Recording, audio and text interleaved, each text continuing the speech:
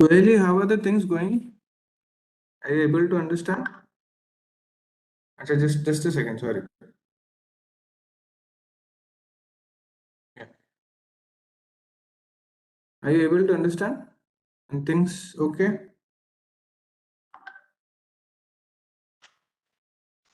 Vinci, Bino, Vinci, are the things okay? Yes, sir. Most of the things are, I mean, easy to understand. I have got it clearly. But some of the Okay. portions of coding was not properly, I mean, I couldn't understand. I hope whenever I will go through all these things once more, it will be fine for me. Right. Sir,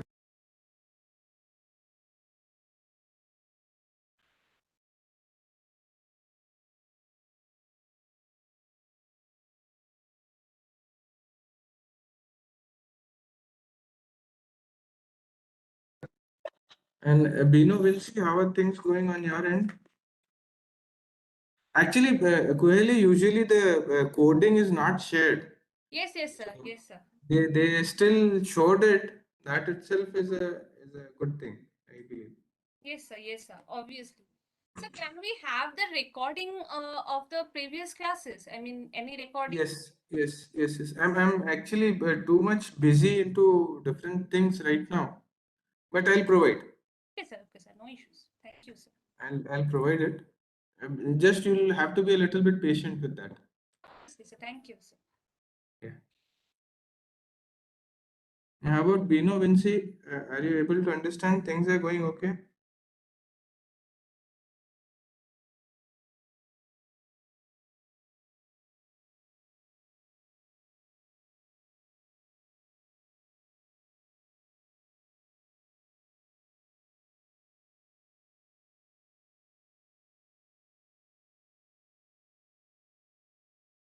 Vijay, is it okay?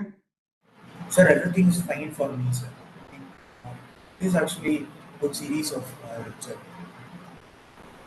No, it should be helpful also, Of course. right? It's the courses are usually the GAN courses or any of the FDP or something like that are basically for igniting the thought process of uh, different ideas, different research areas, and all of it. That is where we should concentrate. Sir, I think it is actually achieving its purpose.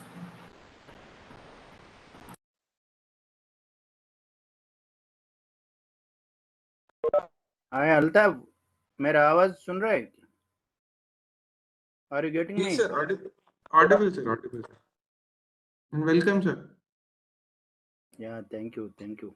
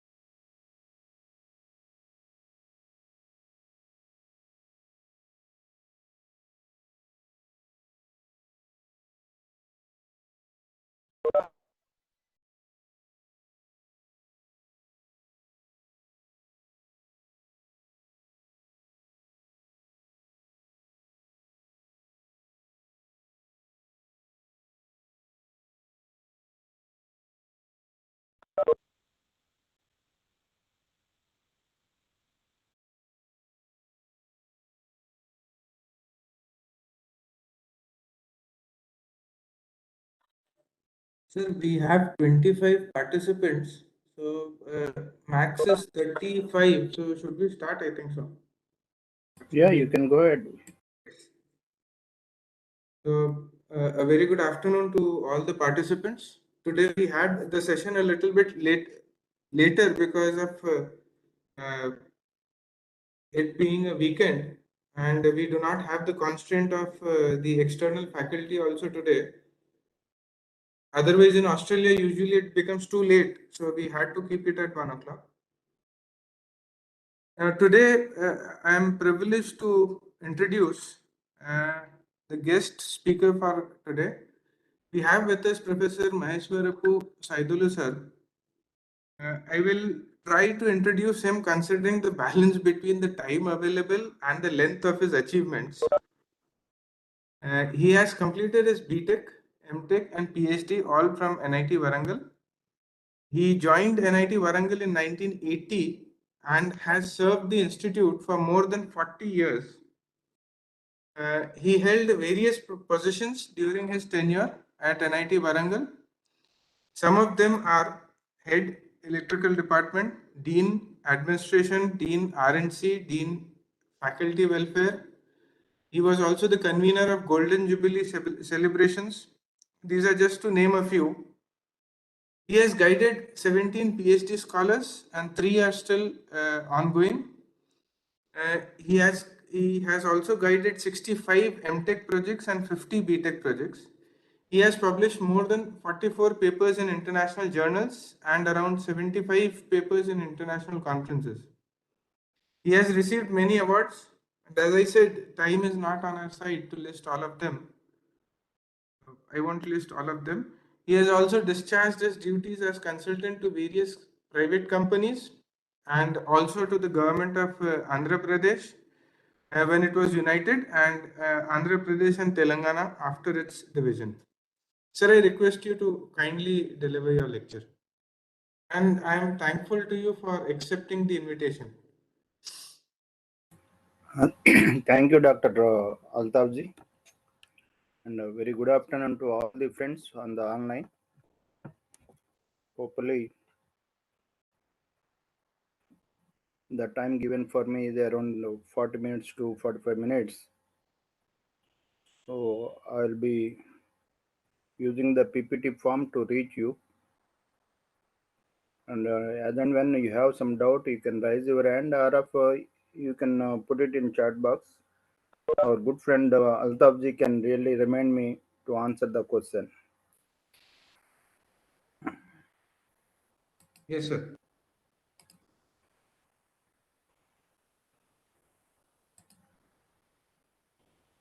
Very warm welcome to this particular session. Myself is Professor Saidulu, retired on 31st October 2022, and I had the feel of that any work, any request that comes from a parent department, it is a privilege to get associate and then share the knowledge we acquired and use it for the benefit of the student community over the long 41 years. So that's the reason when Dr. Altafji has suggested that can you interact with our friends on a topic like optimization, I said it's will be convenient for me. So I'm going to speak on the topic introduction to optimization techniques and different type of optimization techniques. Let us look at the very word optimize. What is to be optimized must be known. So before you say the word is to be used for something, that function must be known to you. And the very meaning of means optimization is to pick up the best. If it is possible, you can pick up the best. But if it is not possible, at least near optimal, suboptimal can be picked up. So therefore, all the student friends and teachers and all the engineers in all disciplines, maybe in NIT Warangal 8 disciplines or of mathematics, physics, chemistry, everywhere, we try to use optimization technique. And techniques are almost certain algorithms. Algorithm is nothing but a sequence of steps to be followed to attempt or get the solution for a given problem.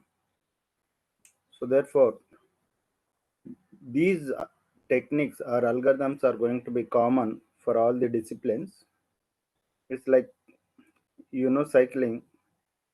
You can use any brand cycle, and then you can ride the cycle to your place to college or your place to temple. Application could be different.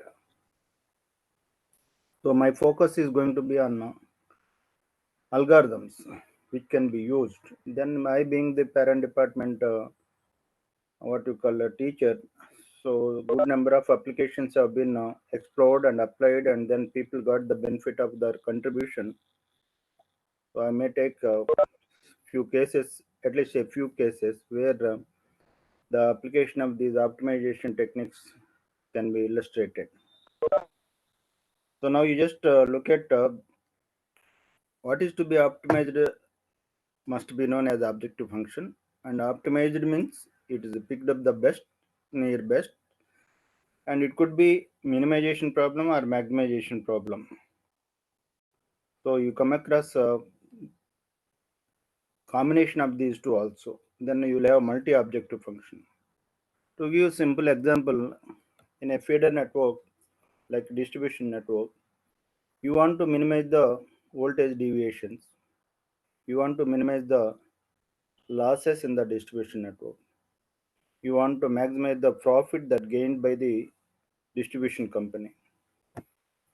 You can have some contradicting nature optimizations also. So then multi-objective function is going to be more challenging than simple one. But as you know that anything that you want to learn it in linear mode. So first learn the simple one, and then try to live with the hand calculations. Then try to be confident of writing a program in C or C++ or MATLAB or of Python. Be comfortable to experiment on known problem, and then you can be confident to say that I can apply it for a bigger problem.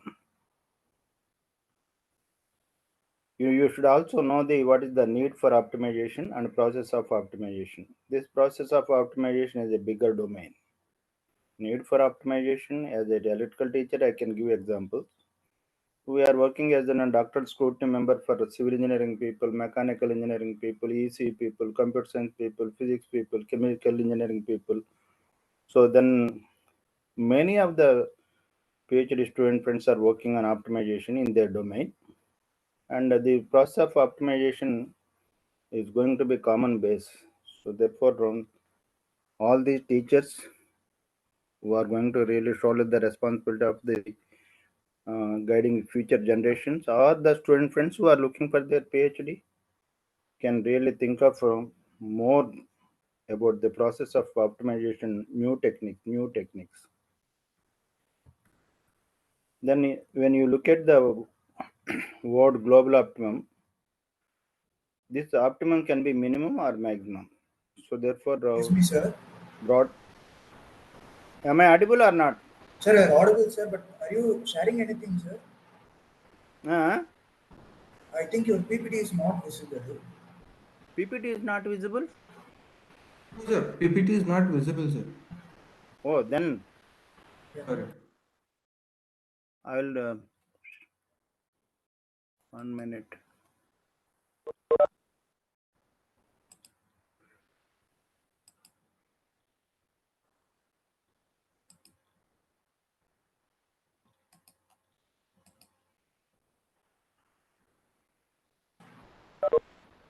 About now?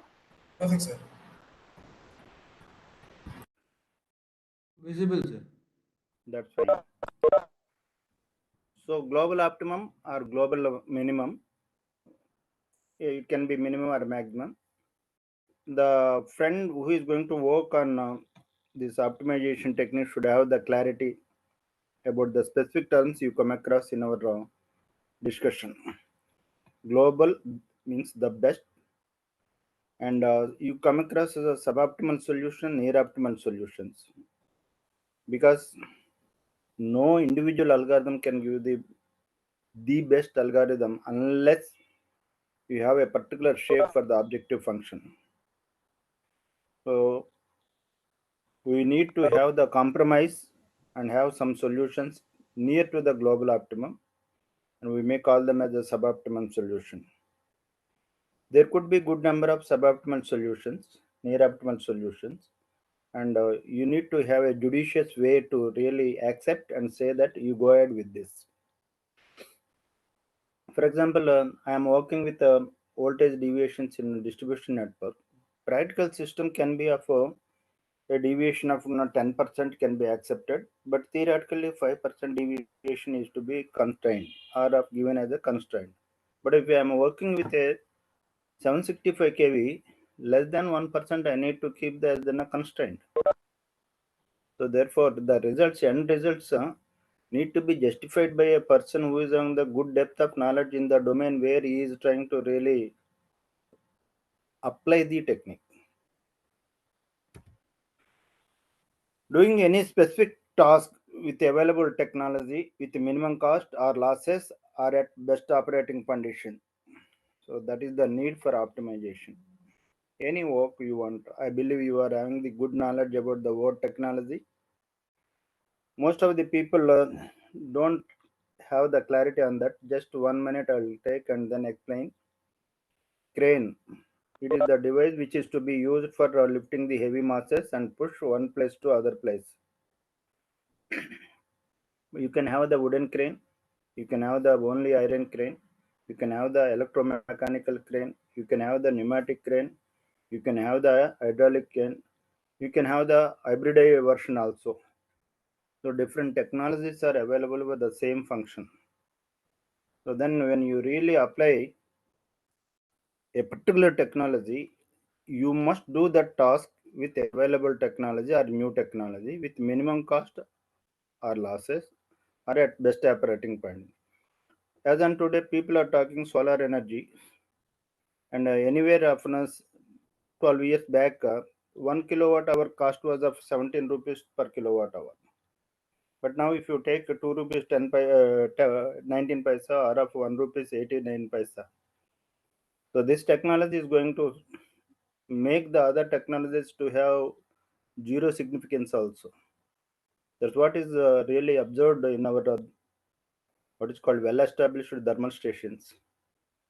Asian country best operated thermal stations like Vijayawada, Kottagudem, and our Ramagondam plant load factor happened to be almost 90%. But because of this solar energy integrated with that, and you always go for the low cost operation, and it is trying to make the thermal plants to go for a low plant load factor of now 57%. You are capable, your investment is there, your system is there, but you are not in a position to use it because the cost of 1 kilowatt hour per thermal station production is going to be much higher than this your solar. So technology is going to really demand, and then it may rule the entire system operation. So when you go for the optimization technique, it's not the algorithm alone important. It is your domain knowledge, your experience, pros and cons, and limitations, constraints path, all that must be known. So whenever you go for the optimization technique, please make sure that you have the full depth of knowledge of your own domain. So the best is to be attained, then optimization is required. Need for optimization and then optimization technique here. This is a global minimum to explain that. Let us look at this shape of an problem where your objective function is having the minimum here. So this is going to be the global minimum, and around this you can have suboptimal, but definitely you can have the global minimum for this. This is going to be global maximum. If you just look at this, these are going to be suboptimal points, and this is going to be of a global maximum. And in practice, very few cases are going to be like that. You come across this word of suboptimal, near optimal. I was already telling. This is global, and you may not be able to reach. And algorithms are not going to be having so much of strong convergence near to that final convergence. They may take hundreds of iterations before they reach that global, and what is called time lapse is going to be very high. So then you can compromise with the suboptimal solutions. Suboptimal points are not unique. They are not unique. Please understand that. And you have the local minimum. For example, this is going to be local minimum here, and this is going to be local minimum here. This is going to be local maximum. Well, it can be of no global maximum also, but if you just look at this, this is going to be local maximum. And a search domain is always going to get initiated with some search points. And if you are going to have a initial point here, you definitely reach this point. You may not reach this point. So therefore, there is what is called premature convergence and trying to go for the local minima rather than global minima. So this actually we came across in some of the applications in power system, and we had the difficulty of reaching this global minimum. So then you should have the chance of exploring and creating the diverse search points and trying to jump with a bigger step length. But any of the mathematics with a bigger jump or of incremental is going to cause non-linearity. Many of the algorithms may not able to cope up with the non-linearity. So non-linearity should not be too high, and you should not miss the global minimum or global maximum. So some of the basic terms which I introduced, quickly we can just look at objective function. This is a domain specialization and your area of applications. Express the relationship between the outcome variable that is to be optimized and the decision variables. So here your mathematical problem is going to be very, very important. Suppose I have done with some degree of approximations assumptions. Altavji can really overcome those approximation assumptions, and then he can put a different mathematical relationship, not violating the total physical aspect of the system. So there are certain approximations, physically justifiable approximations, mathematically valid justifiable approximations. For example, somewhere in our derivations we use sine theta is theta when theta is small. That is a mathematical approximation. In some cases, we try to use x by r ratio. That is in a transmission line, reactance is far greater than a resistance, and we can ignore the resistance. Physically justifiable, but it is not justifiable for the distribution network. So therefore, teacher or the student who is having the requirement to apply this what is called optimization technique should give a better relationship between the required quantity and the decision variables which are going to influence them. Choice of the decision variables also. Sometimes I can expect that wide range of limits, so I need not bother about those limits. But if I am among the big number of constraints, the problem is going to have the slow convergence. So the number of variables which are going to really put as a decision variables and inequality constraints are to be kept in mind. These decision variables can be of discrete variables or continuous variables, unconstrained or constrained optimization, unconstrained, unrestricted set of decision variables. And in reality, most of the problems are going to be constrained problems. You don't get unconstrained problems. If at all you get unconstrained problem, it is your assumption that previous iteration to present iteration, I am not having big change. I can put it as unconstrained. Numerical methods without using the derivative functions. So then you have the passive search method, blind man walking search method, golden section search method. These are of classical approaches, and all the research scholars will be advised to attempt at least one classical method and make the results to be available as benchmark results. These classical methods, traditional methods, conventional methods have the slow convergence when you go for the bigger size system, but you are not really worried about the time that is going to be taken by it. You are not working on immediately on online, you will be looking for the validity of the results. Suppose I suddenly use the BAT algorithm for a particular problem, I get results. Then myself and my research scholars accept that means it's not completed. It's not okay. Then it should be given to the some people who are going to really review it and ask, did you verify with any traditional classical conventional optimization techniques? You have to.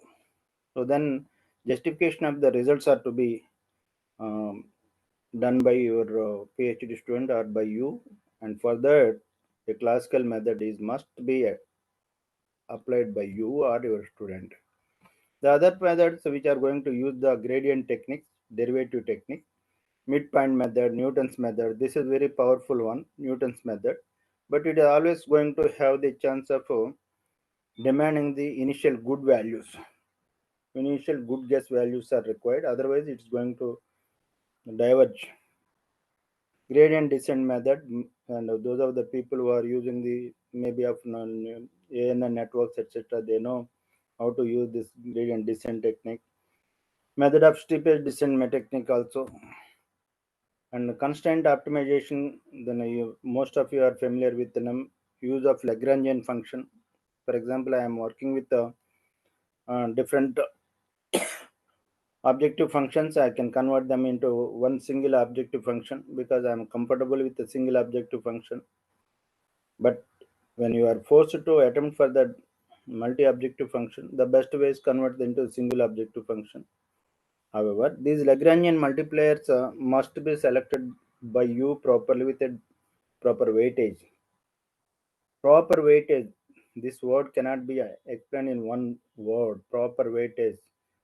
It is you as a teacher. It is your textbook or the some reference material or a 5 publications. Lot of trial and error techniques they try to use and show that the Lagrangian multipliers which have been used in converting the multi-object into single objective is given attention.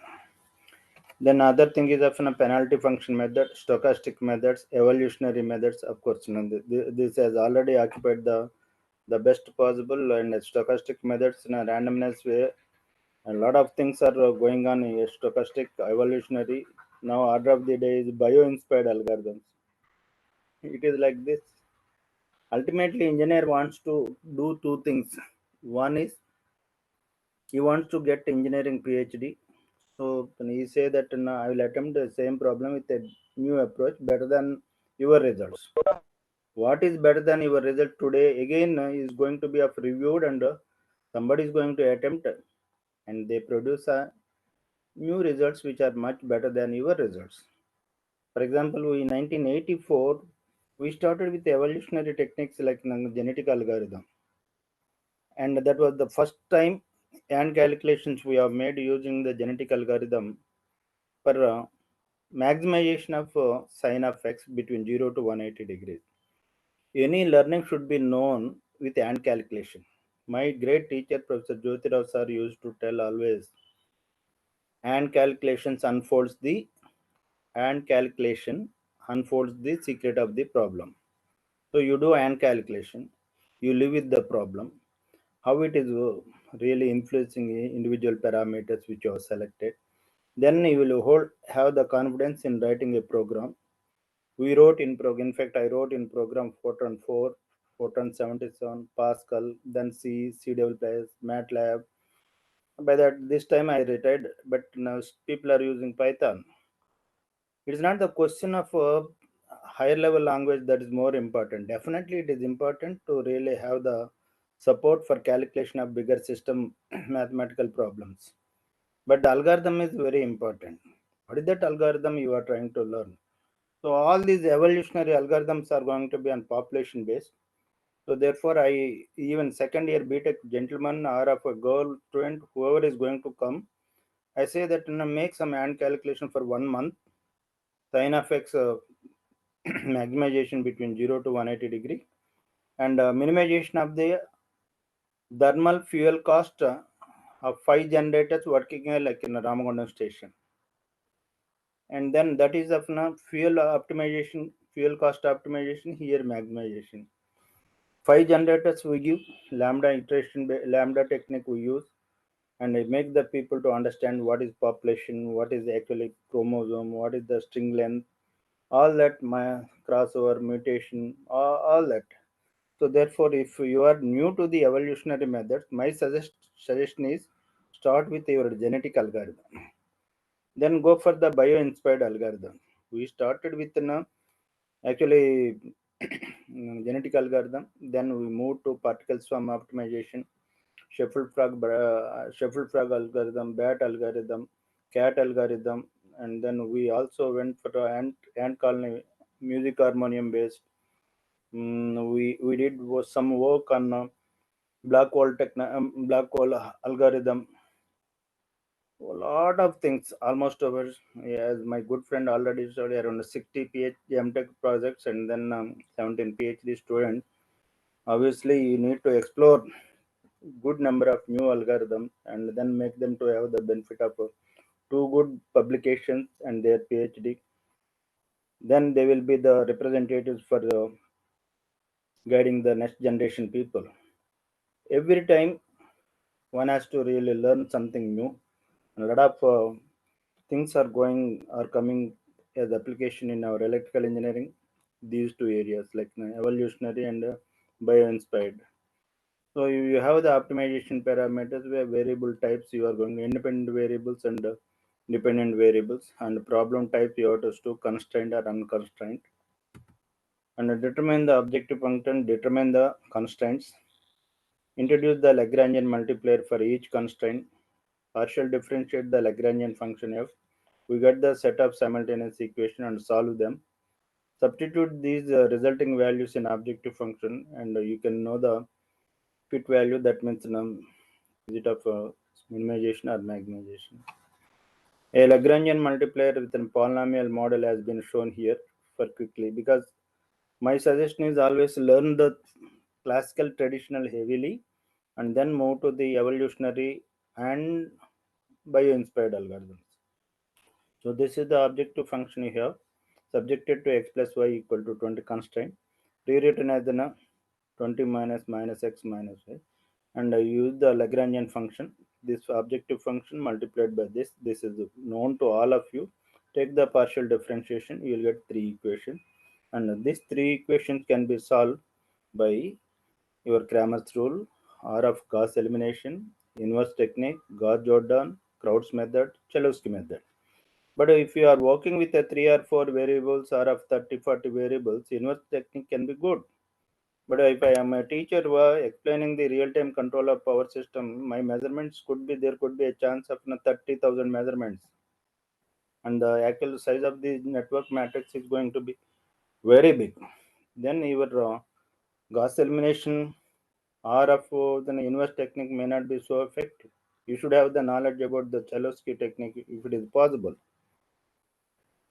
This slide is going to really give you the very important discussion with respect to classical approach, and then this is of fuzzy logic, artificial this thing, or you can just look at linear programming, non-linear programming, integer programming, stochastic systems, and statistical methods, regressions, all that multi-objective function, multi-level objective functions. So please look at this slide for your convenience. You can attempt and you can think of going for the optimization technique. And drawback of the classical methods, they are applicable to the problems that are not too complex. But it is like this. When a problem is simple, everybody is happy to attempt it and get the solution. But when the problem becomes a bigger size, complexity goes to very high level. And you can just look at the unlike Lagrangian method, it does not need the partial. Such techniques are going to have these advantages. They can be used for more than two independent variables also. So now let us look at some electrical terms, because we are parent department children. So what is that electrical grid is going to do? You should have a constant voltage, constant frequency. Constant voltage, constant frequency, they talk about the healthiness of your power system. Uninterrupted power supply, need of the modern society. Low cost, It is with respect to business. Success of any engineering technology and consumer satisfaction is always linked with your low cost and smart. Now, without communication, bidirectional communication, it is impossible. Now that I am in my personal chamber at my house and you are there at different locations, we are having the better communication, could able to share the knowledge. And real-time control of power system needs this. Everything should be smart in nature. And how are you going to really do that? By strengthening the your generation and giving the retirement to the old generating stations, adding the renewable sources in big way, and transmission networks to handle the bulk power transfer over the long distance with the EHV, UHV, and HVDC lines. This is going to be order of the day. Distribution networks with the smartness, not only with the smart meters, everything they want to have the accountability in a distribution network. Gone are the days people used to say that I can live without power for 6 hours, 7 hours in villages also. No, no, nobody can really afford to live without power supply. So you have to have the a good real-time monitoring, operation, control of distribution networks also with smartness. How the problem becomes complex, you can just look at the Safna. This is the problem which has been explained by great teacher Professor Ramarao from Wisconsin University, and to understand and make the student to understand what is the complexity that goes with the size of the problem. Serving food for three friends, very simple, linear, and doesn't have space problem except mother support. No one, no worry. Serving food for 30, yeah, it is having some constraints. Then space problem, and then financial problem. Father has to give serving the food for 300 people, even on the space. You yourself can imagine parking problem onwards. Everything is a problem. Now, if I really look for the serving food for 3 lakhs people, then you cannot really be here and then project yourself to this. A lot of experience, exposure, and depth of imagining the various problems that could be there. Numerical divergence also could be there, which was not known to many people. Numerical divergence. Ill-conditioned matrix could happen with such a big size of the matrices. So anything you do it, it must be done optimally. So we look at the application of artificial techniques, AI techniques in modern power system and distribution networks. And modern power system need to be always smart. A brief list of the uh, various algorithms I am going to give. Before that, what are the different type of problems we have attempted in our what is called guiding the PhD MTech students?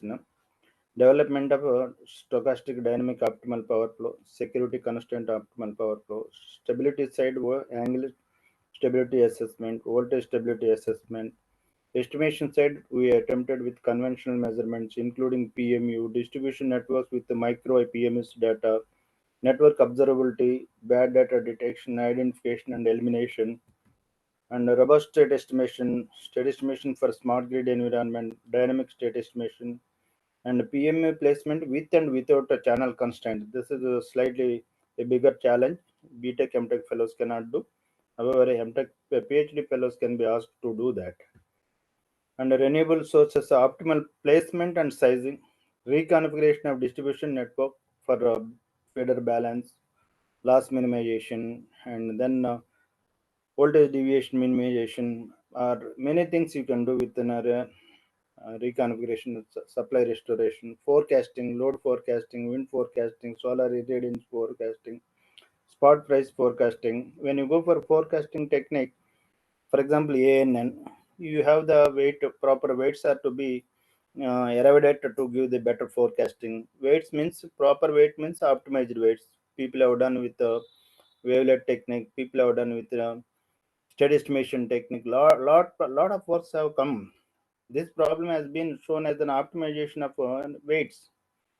So flexible operation of thermal stations in presence of high penetration of the now this is another focus area where people are doing a lot of research how to really make thermal stations to be supportive for the renewable sources when their penetration percentage is very high. Objective functions which you come across in our power systems: loss minimization, minimization of voltage deviation, cost minimization, minimization of energy not being supplied, maximization of profit being realized by the planning and expansion studies, addressing the uncertainties and modeling of renewable sources and loads with different type of loads, environment implications, climate changes, role of smart appliances and their benefits, microgrid operation and control, smart metering and billing, network restoration, trouble call, fault diagnosis, so many problems you come across, load management, market and price signal, prevention of cyber security, and this. So why I want to share with this is that now we have pulled up, we have taken the help of good number of student friends who worked, and I said, why don't you really make a summary about these things?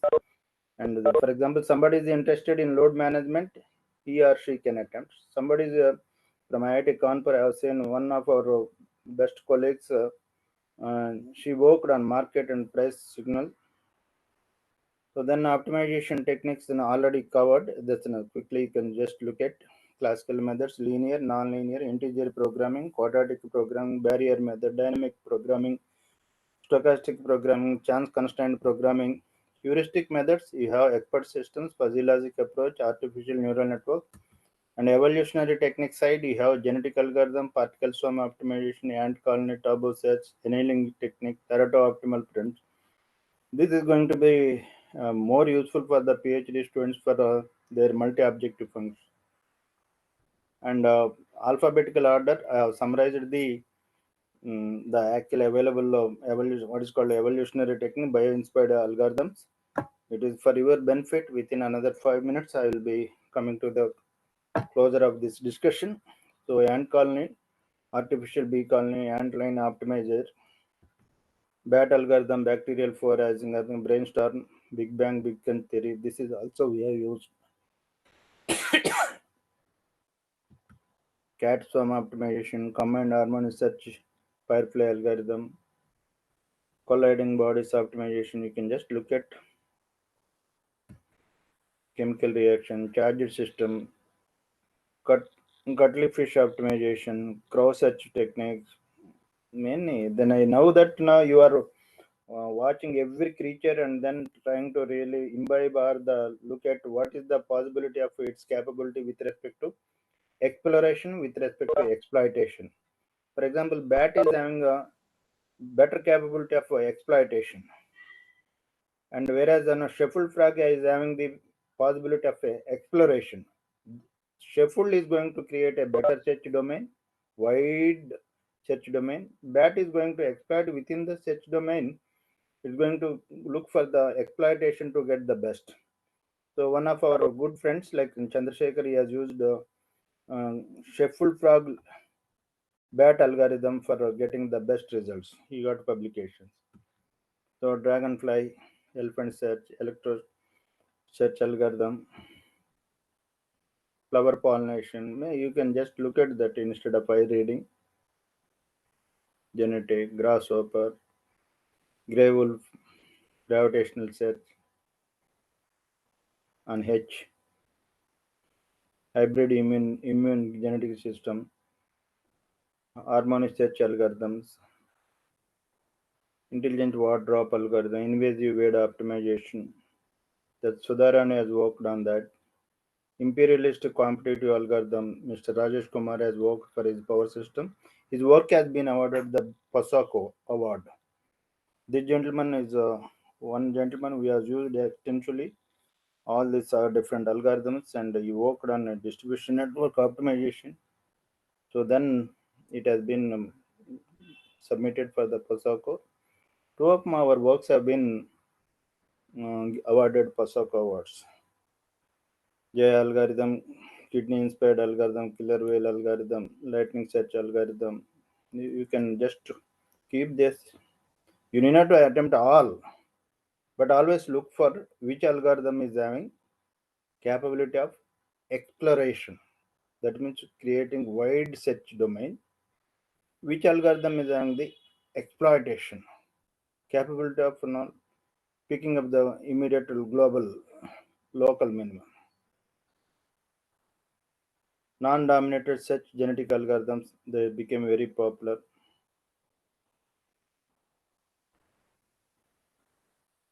You can just look at squirrel algorithms, spotted hyena algorithm, sine cosine optimization algorithms.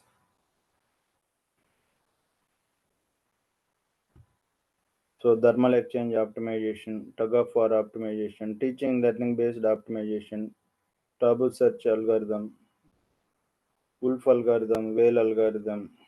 So all these are only around 60, 70 we have listed out. Thousands of algorithms are available in the literature.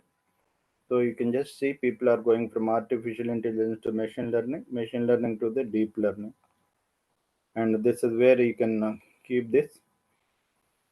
Intelligent is going to be call centers, email filter, process, and air traffic. And machine learning is going for market and sales analysis, financial analysis, cyber security, fraud detection, and decision support. And this is of natural language processes for our language translation, question and answering, spam filtering, AI. And then this is a deep learning, facial recognition, and then a space voice recognition, voice search, and predictive analysis, machine vision, and so on. So now, whether you are of electrical, non-electrical, or of any domain student, please try to be in this domain. Order of the day is going to be here. You be master in all the four domains, and for PhD work, you can pick up any one of them. Not you need not pick up all, but try to really, because your role is as a teacher. When I was a student of an MTech, nothing was there of an optimization technique except lambda iteration based. But now with 40 years experience, what we understood is of now you should be a continuous learner, and you should have a chance to go for the new techniques, do command calculation, apply at BTech level, MTech level, and sit with PhD for 4 years, and then the student is going to teach you, because he spends a lot of work, and he comes, he reports the results. You can interact, you can learn many things, and this is what I want to share with you. It's around 2:45. I thank all of you. If you have any specific question, 5 minutes you can interact with me. If there are any questions, please. Anybody?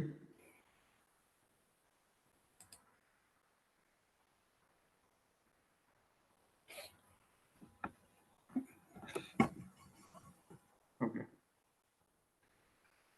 So, sir, we don't have any questions, I believe. Yeah, that's now. Have a good time. Yeah, thank you, sir. It is always a pleasure listening to you. We have gone quite ahead in technology, but as you said, some of the basic methods like hand calculation shall always be there. Yes. Tomorrow, sir, I plan to conduct a tutorial in which we'll be having hand calculation as a part of the exercise as well. Very good. Very good. Thank you, sir. Thank you. Thank you, one and all. Thank you. I take leave.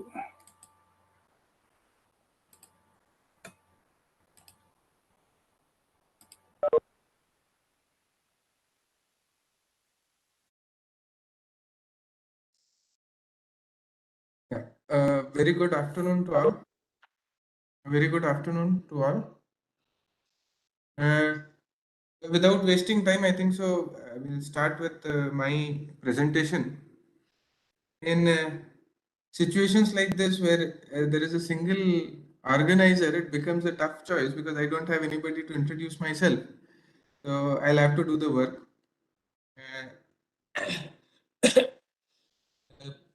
As far as the academics goes, I have completed my BTech and MTech from Nagpur University.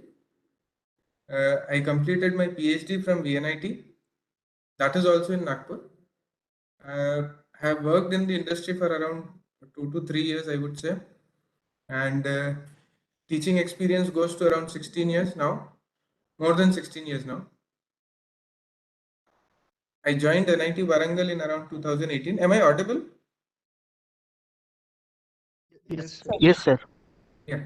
So I joined NIT Warangal in 2018, April 2018, and have been here since then.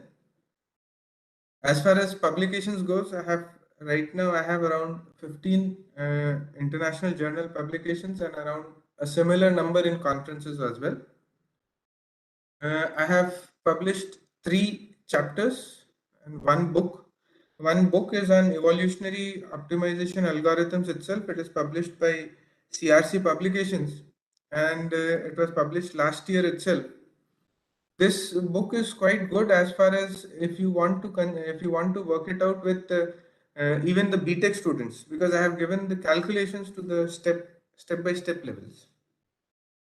And other than that, as far as my research interest goes, right now I'm working on optimization algorithms, obviously, and its various applications. And other than that, I work on energy management and energy trading. Energy trading is one of the big topics which is coming up in India as the systems go into deregulation, the energy systems go into deregulation. We will soon be faced with this new scenario of energy markets as well. And renewable is going to play a very big role into that. So I thought I'll, because Dr. Jahangir is obviously covering majority of the topics.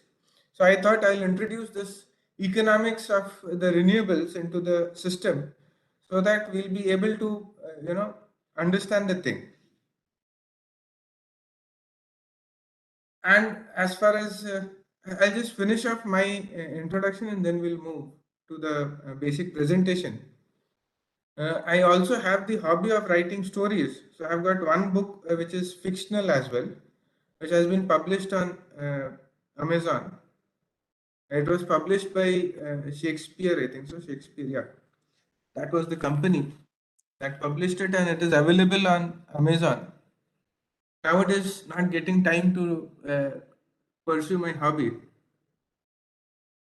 And other than that, before we move to the technical part, I would suggest that there are many students who are there, there are many scholars, faculties, and all of them. When I joined NIT Warangal, one of the things that was communicated and which I understood was that networking is going to help a lot. And these kinds of workshops basically help us generate that networking. So I would suggest that to everyone to keep up this connectivity, and hopefully we can even work together in near future. So let me start with my presentation for today.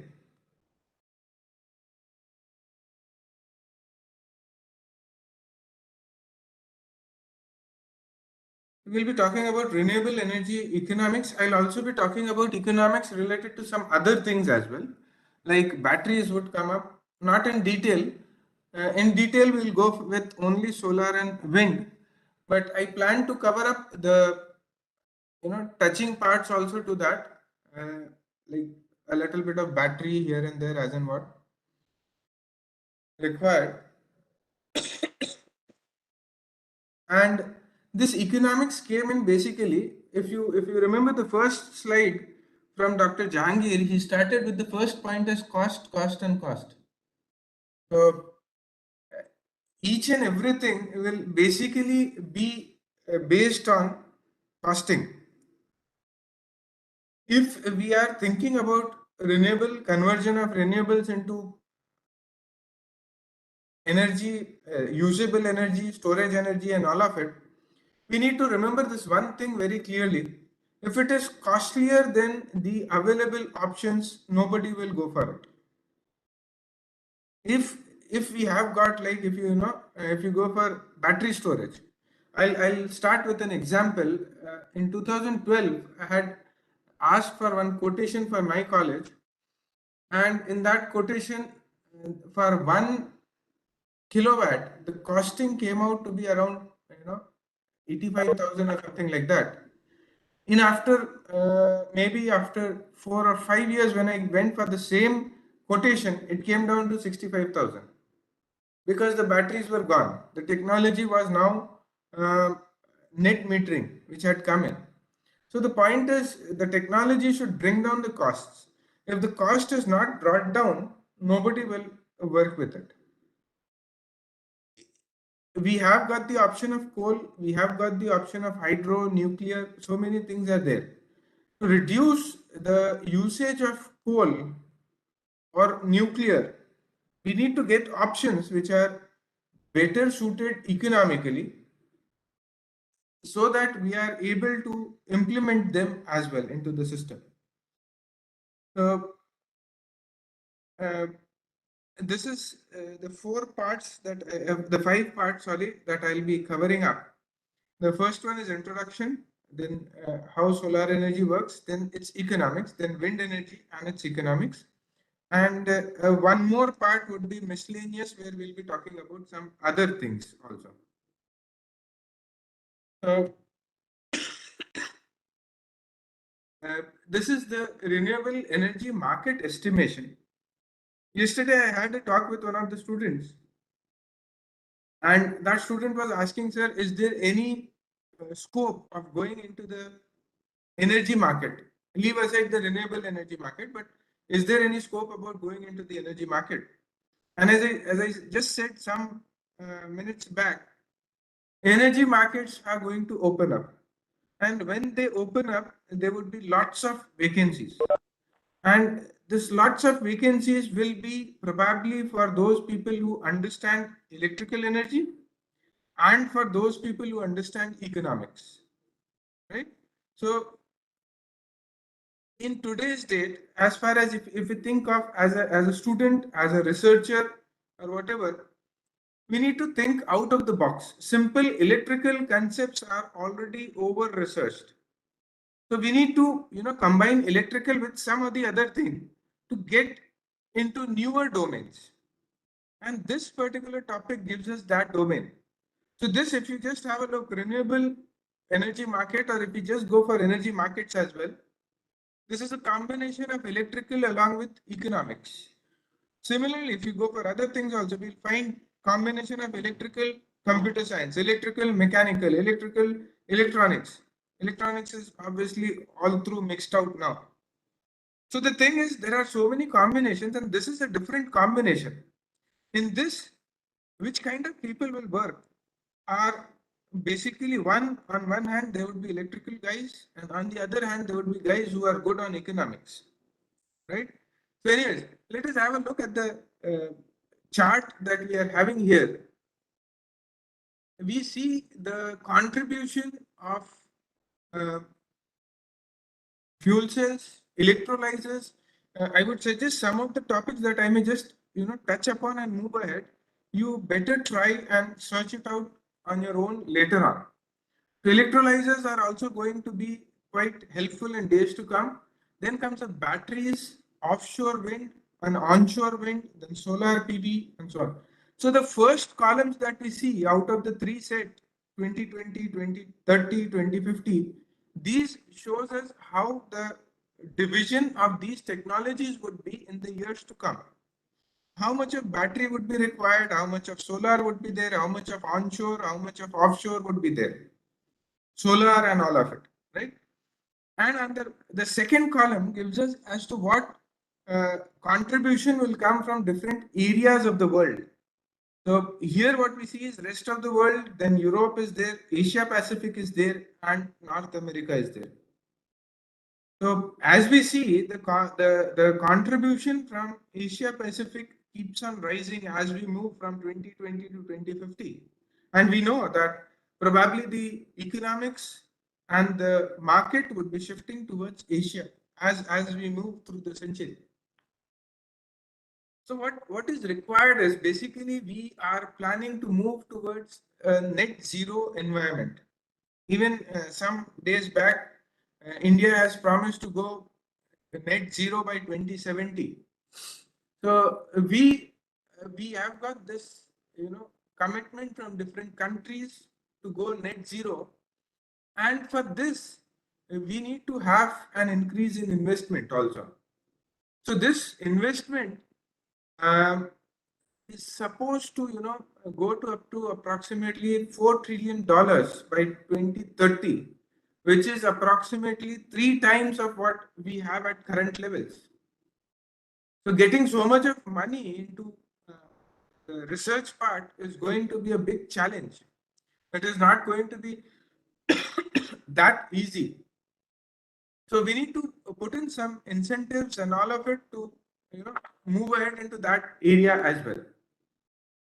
And with this much of money coming in, we need to also understand that there would be lots of opportunities for manufacturers of the equipment. Then there would be service providers also who would be in place. Then there would be developers, engineers, procurement companies, construction companies, researchers, all of it would have lots of say in this thing.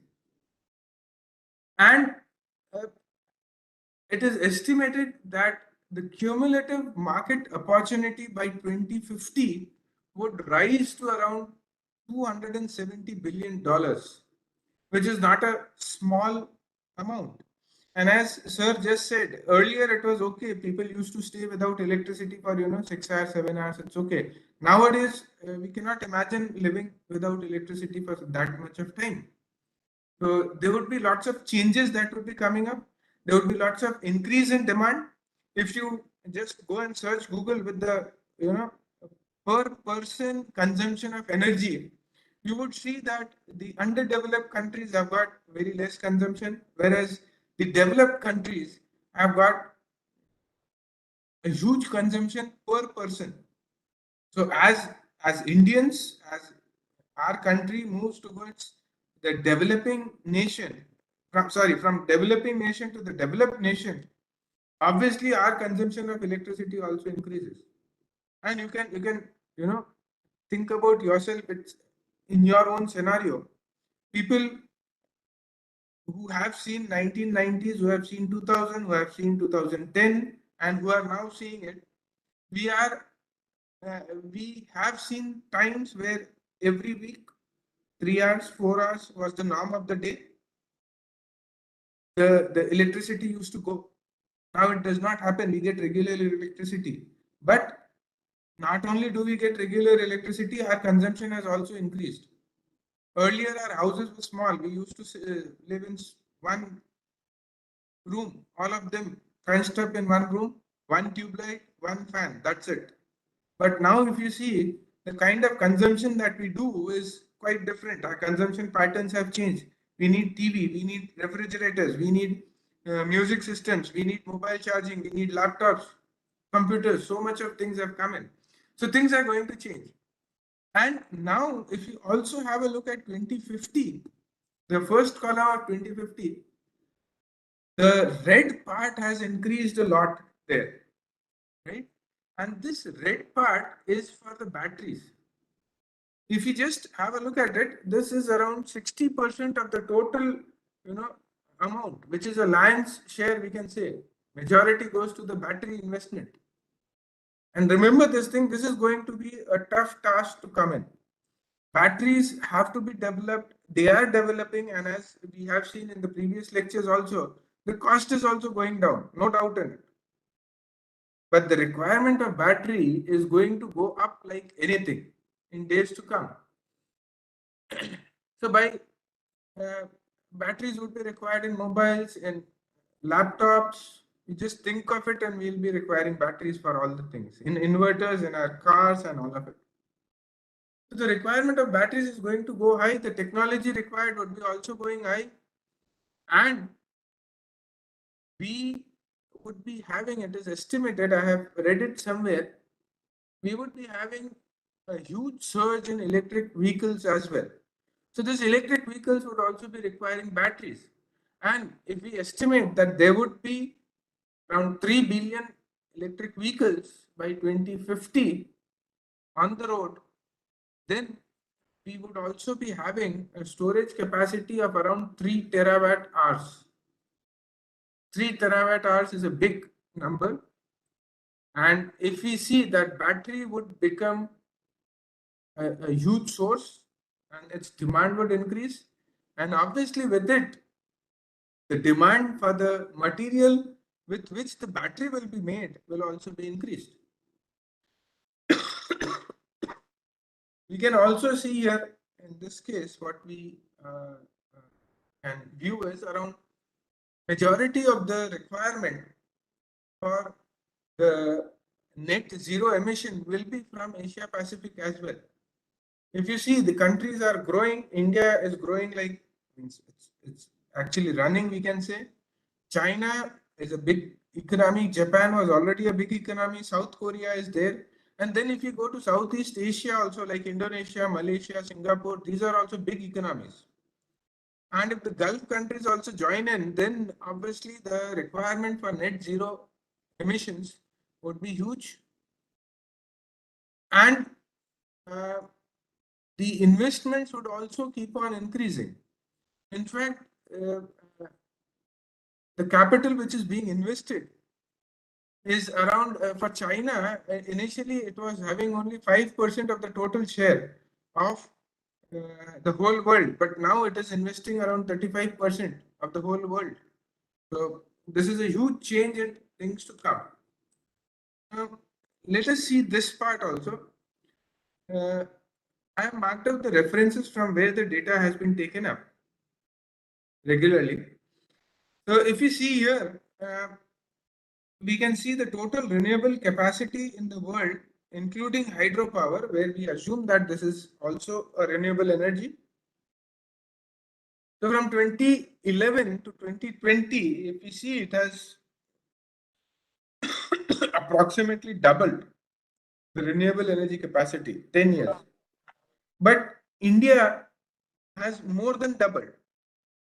So we are moving quite fast ahead in this region in installation of renewables.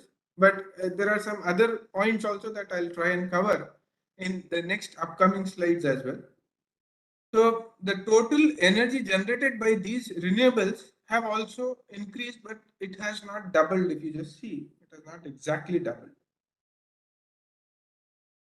Now here, the third line is probably derived one.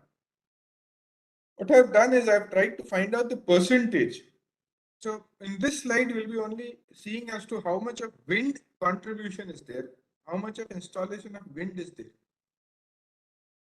So the world has moved again here from around 2,20,000 in 2011 megawatts to around 7,32,000. So this is, we can say, around tripled in size. However, we have not tripled in size. We have gone from 16,180 megawatts to around 559 megawatts in 2020. Our percentage of wind energy installation initially in 2011 was around 7.35%, but now we have reached to around 5.26 of the whole world. We are not installing wind energy at par with the world, but it does not mean that we are not going ahead in that. We are installing wind energy, and it also does not mean, see, you cannot install wind energy as and where you want to, right? So you have to move ahead. But there is another part to that. If you see this lower side, the production side, you can see that our production has also gone down. The percentage of production of energy because of wind is also down, even though we are constant at 4%, but we have got around, you can say 5% of the windmills, but the energy production is 4%. So we need to look into the efficient working and efficient placement of wind energy as well. Then onshore wind energy. Now, this is again a part of what we just saw in the previous slide.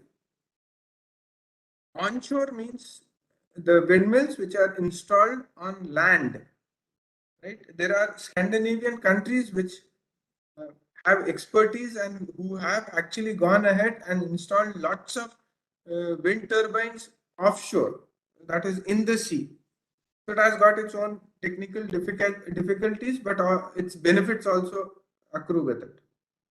So here also we can see that our contribution has gone from say 7.48 in 2011 to around 5.52 in 2020. So here also we are going down a little bit. And then if we see for the production again, we are more or less remaining constant in the percentage share, which means that the newer installation that we are having in wind are probably more efficient as compared to what we had earlier. Right? Out of 7.48, if we were generating around 4.62, now we have got 6.32 of the participation in 2019, but we are generating 4.72 part of the energy. Then as we move to offshore wind energy, we do not have it in India, but these figures are for the world. We'll just move ahead with this. Then the solar energy, here you can see that India is far ahead as compared to the total world. We have moved from 566 megawatt in 2011 to around 39,000 megawatt in 2020. So that is a huge leap. And if you just see, a majority of the leap has come up after 2017. Right? 2017 onwards, there is 9 and approximately 8. So those 2 years, lots of energy has been introduced into the system. We have gone from 0.77% in 2011 to around 5.48% in 2020. So just have a look as to the difference, how it happens. And the better part is that initially we were not generating the electricity efficiently. We had a contribution of 0.47 only. But now, even though we have a contribution of 5.94 in 2019, the energy generated is 6.33 out of the total generation. So we are actually going ahead in the solar part. This is about solar photovoltaic. Again, this is a part of what we saw just earlier. This is conversion from solar energy into electricity. So here we have moved again from 0.78 to 5.49, and in the generation we have moved from 0.49, which was decimal, to around 6.41. So even though we might have been a little bit late, but we have caught the train and we are moving in the correct direction. Then this is concentrated solar power. Again, I would suggest that if you are interested, there was one slide by Professor Jangir also on concentrated solar power. Search on this thing. This is also having a lot of, I would say,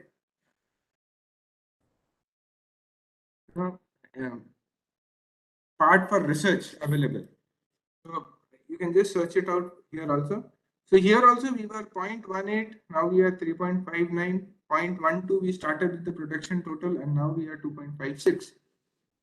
So this is a quite good growth, but still technologically probably we are not very good in concentrated solar power. So we need to improve here as well. Excuse me, Dr. Altaf. Yeah. I have one small query. Can you go back to the slide? Yeah. In this, the second table which you're showing, it is a generation part, right? Yes, sir. And the first table is for the installed capacities you're talking about. Right. Installed capacity is how much you have installed for it, but what are you generating is what is more important. Just small one clarification required on this. Let us say 2022-29 is installed in India, and you're saying that 360 is generated, or that is total generation. So if you just generation, okay. Yeah. If you just see the unit, it is gigawatt hours. Yes. Installed capacity is megawatt. So that is the rating of the power that can be generated at a given time. 360. Right, understand. Yeah, got it. A gigawatt hour is fine. Yeah, it is the energy generated throughout the year. Yes. Okay. Thank you. Thanks. So then this is the total installed capacity in the world: renewable hydro, onshore, solid biofuels, pump storage, and all of it. Let us not go into the details of all this thing. This is again electricity generation. So fine enough. And this is how we are basically going to move ahead. The only part which is of worry is we have got only 7% installation here capacity, whereas China has got around 43%. So we are not into running a race with China, but based on the population, we need to have a little bit more. So it is forecasted that 10 countries will account for around 80% of the renewable capacity growth over the period of 2021 and 26, and in which probably India is going to play a very big role. Right now, China is around, if you can see, 45% of all the renewable expansion in the forecast, which is followed by US, India, Germany, and obviously Japan, Brazil, and all of them are there. We would probably be seeing a lot of jump from upcoming and developing countries. If you see here, Brazil is right now at 2%. It has got a bigger area than India, and if it starts utilizing its, what do you say, sources, obviously it will be moving ahead a lot. So since 1990, if you just see here, the capacity has increased a lot. The cumulative capacity, if you just see, has increased a lot from around, you can say, just above 500 gigawatt to around now 4,000, more than 4,500 gigawatt. So this is a big jump in around 20 years, we can say, 20, 25 years. And what we can also see is that the top 10 markets have also grown, and they have grown rapidly. If you just see in terms of percentage, maybe it is quite constant, but in terms of wattage, it has gone by a lot ahead. Now, if this trend keeps on continuing, we can obviously assume that India is going to, move ahead in a big way, and we are expected to add around 121 gigawatt of renewable capacity from 2021 to around 26, which is approximately an 86% increase on the existing capacity. And with this, if we achieve this much by 2026, we will be the third largest market after China and US. We are right now, but market wise also we'll move in that. In this, we will be having around 74% coming in from solar PV, and wind will contribute around 16%, and the remaining probably will come from hydropower and others. The financial health of the Indian distribution companies right now is a little bit challenging. So once we improve on that, then probably the risk of delay and cancellation and all of it will also go up. India, on terms of policy, has also been quite supportive of installation of renewables, and we have got a record level of solar and wind installation. By 2022, it is expected that we'll have an installation of around 175 gigawatt of renewables, and this will not include hydropower. You can just imagine as to how we are going ahead with it. And India has also committed to have 500 gigawatt of non-coal production, and 50% of the total capacity to be from the renewable sources. So this is around, right now we have got around 22% of the share as renewable, and will go to 50% by 2030.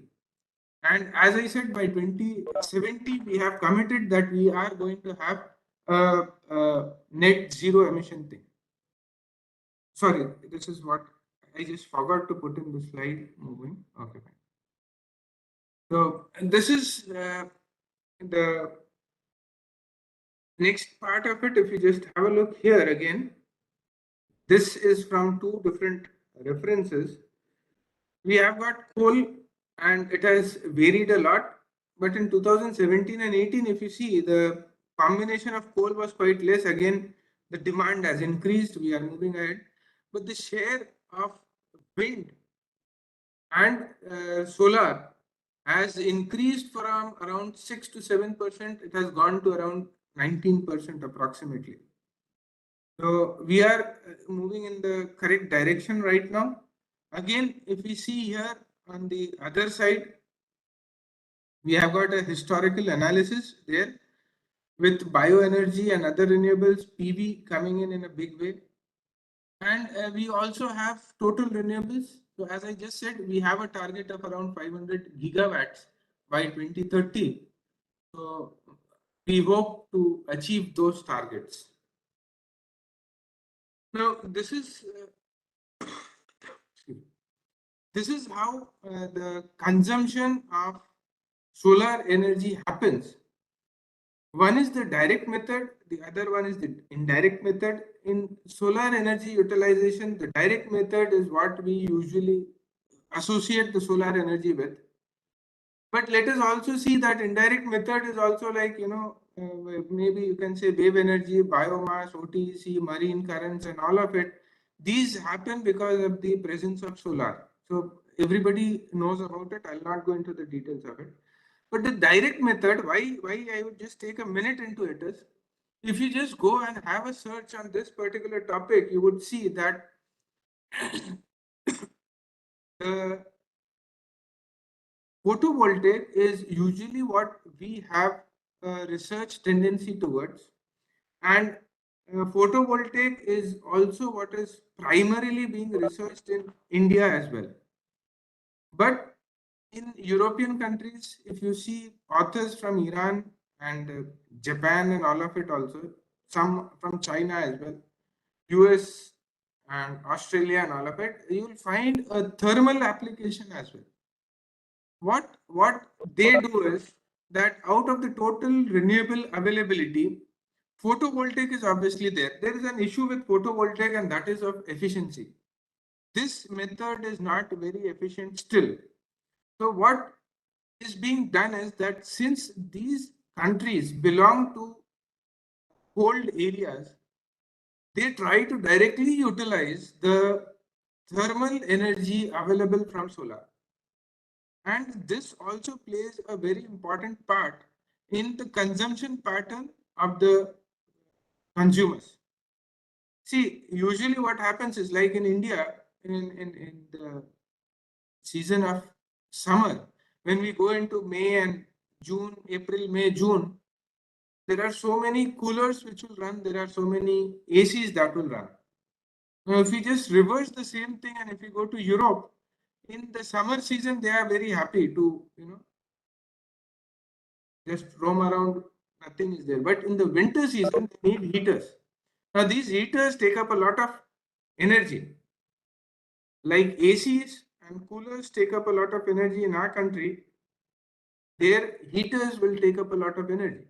So instead of using heaters, why not heat up the house directly from the solar energy which is available, whatever is available. So that is why they can directly use it. In our case, it is a little bit problematic there. So how do we exploit it? These are the different methods which are there. We have got photovoltaic modules. We generate electricity from there. We have got tubular panels, so that we can have hot water system. This is usually being used in India. So the yellow ones will give me the output. The photovoltaic is the technology that I'm using. Electricity is the direct output that I get. The flat tubular panel that we have for water heating is what the method, the technology is, and hot water system is what I get. And then we have got concentrators. I believe many of you all have gone through this thing. So this concentrators will provide me with a lot of heat. There are many plants based on these concentrators already available. And with this intense heat, probably I'll try and get steam. The steam will help me run the turbine, and I'll be able to generate electricity out of it. And then let us go for applications of solar energy, and these are some of them. In some cases, we can even use solar energy for cooling of the buildings as well. So we can count for that also.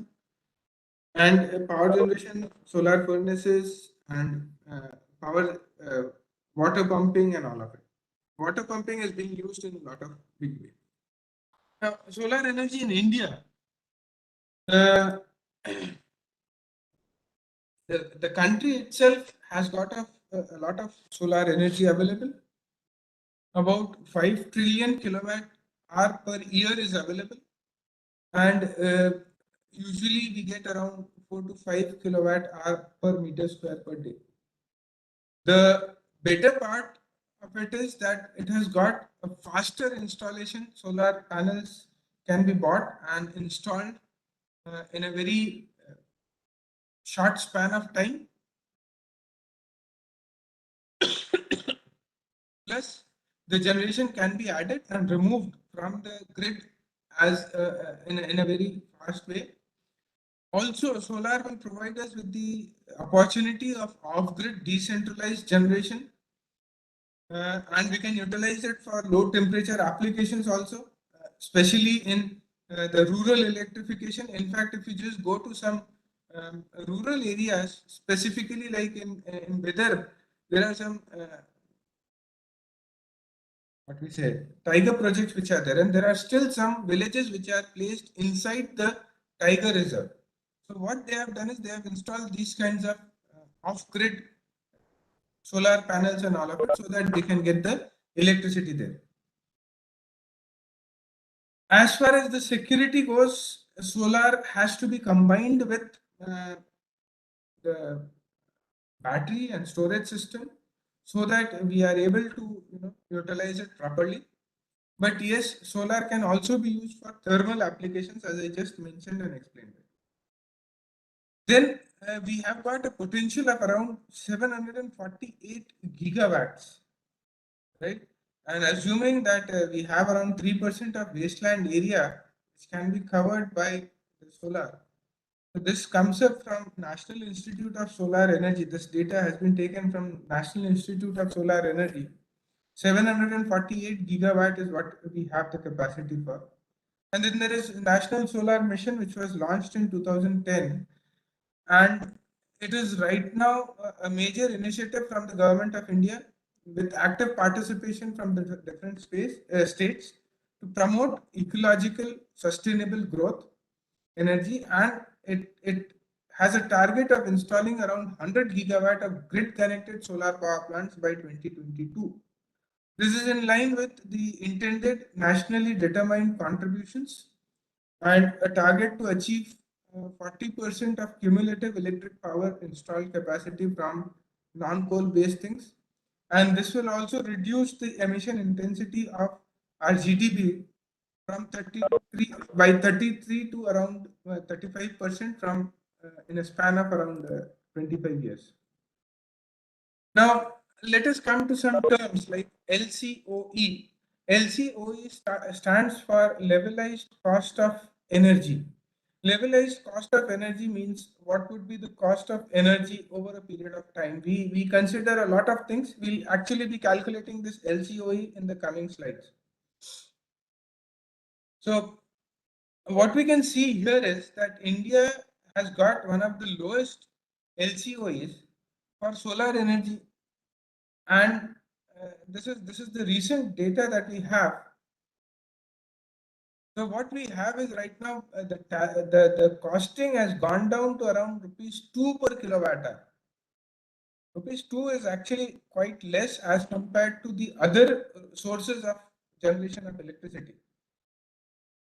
And what we can see in the graph is something called as module, the costing for module, then inverter is there, then there is SBOS, EBOS, soft costing. We'll see these later on. BOS basically stands for balance of system costing, E for electrical, S for structure. So this is the cost, some other costs which are required there. Now, if you see, just move ahead onto this part here. Mexico is generating electricity from solar sources at the cost of around 1.4, whereas we are generating it at the cost of around just above 2, right? We have gone down in some cases. But just above 2, USA is also there with us. So we are in competition with uh, the developed countries. But in China, if you see, the cost of generation is quite high. Anyways, that is their issue. We'll not go into it. Now, if you see here also, this is written coal. This coal stands for, this is the minimum cost in a depreciated way. And in case if we have got a new plant, how the costing will happen. So the coal varies from here to here. And we are still within the range of coal. So we need to bring down this orange from below this line here. If we are able to bring it down below this line, probably we'll be in a very good position to make solar energy one of the most attractive avenues. Then let us go for manufacturing part. In India, the Central Electronics (CEL) began manufacturing the solar cells in around 1978, which was followed by BHEL as well. Central Electronics is different, BHEL is different. Was followed. Then the private companies like Tata BP Solar also jumped in around 1989, and then Moser Bear came in 2000s. Right now, uh, we can see that China is obviously one of the highest country there, and during the mid and late 2000s, India was among the few countries in the world which was making solar cells and modules, and it was to be exported basically. But with China coming in and around 2005, the things started to change a little bit as usual, and our competitiveness was affected. Right now, if we see, China is around 95 out of more than just 140 gigawatt of peak power production. This is for solar panel production.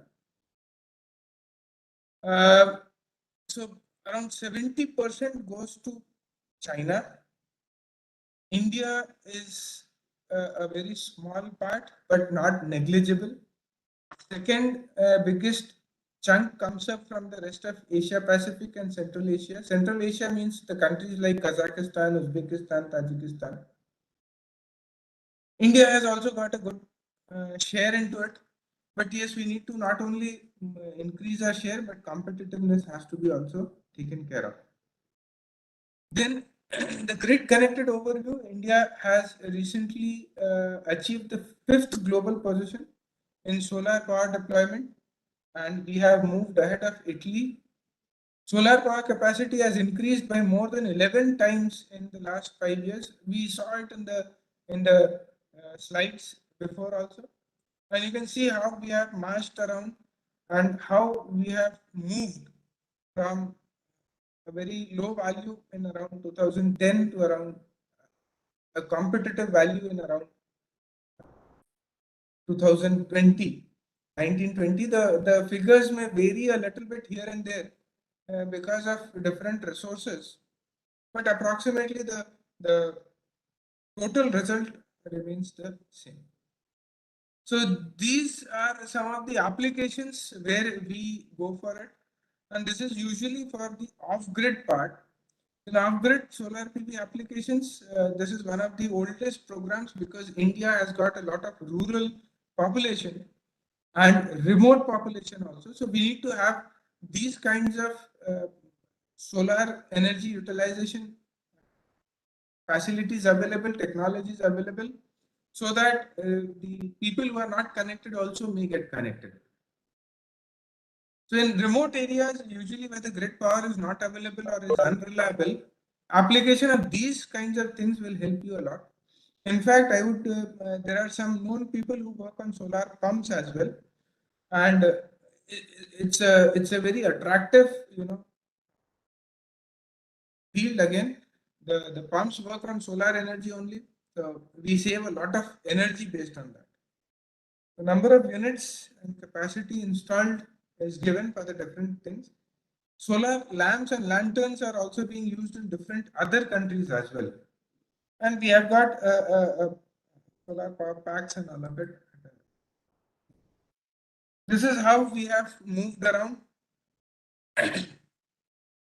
So I won't be able to read everything, but 1941 is from where we started, and mass production started in around 1963.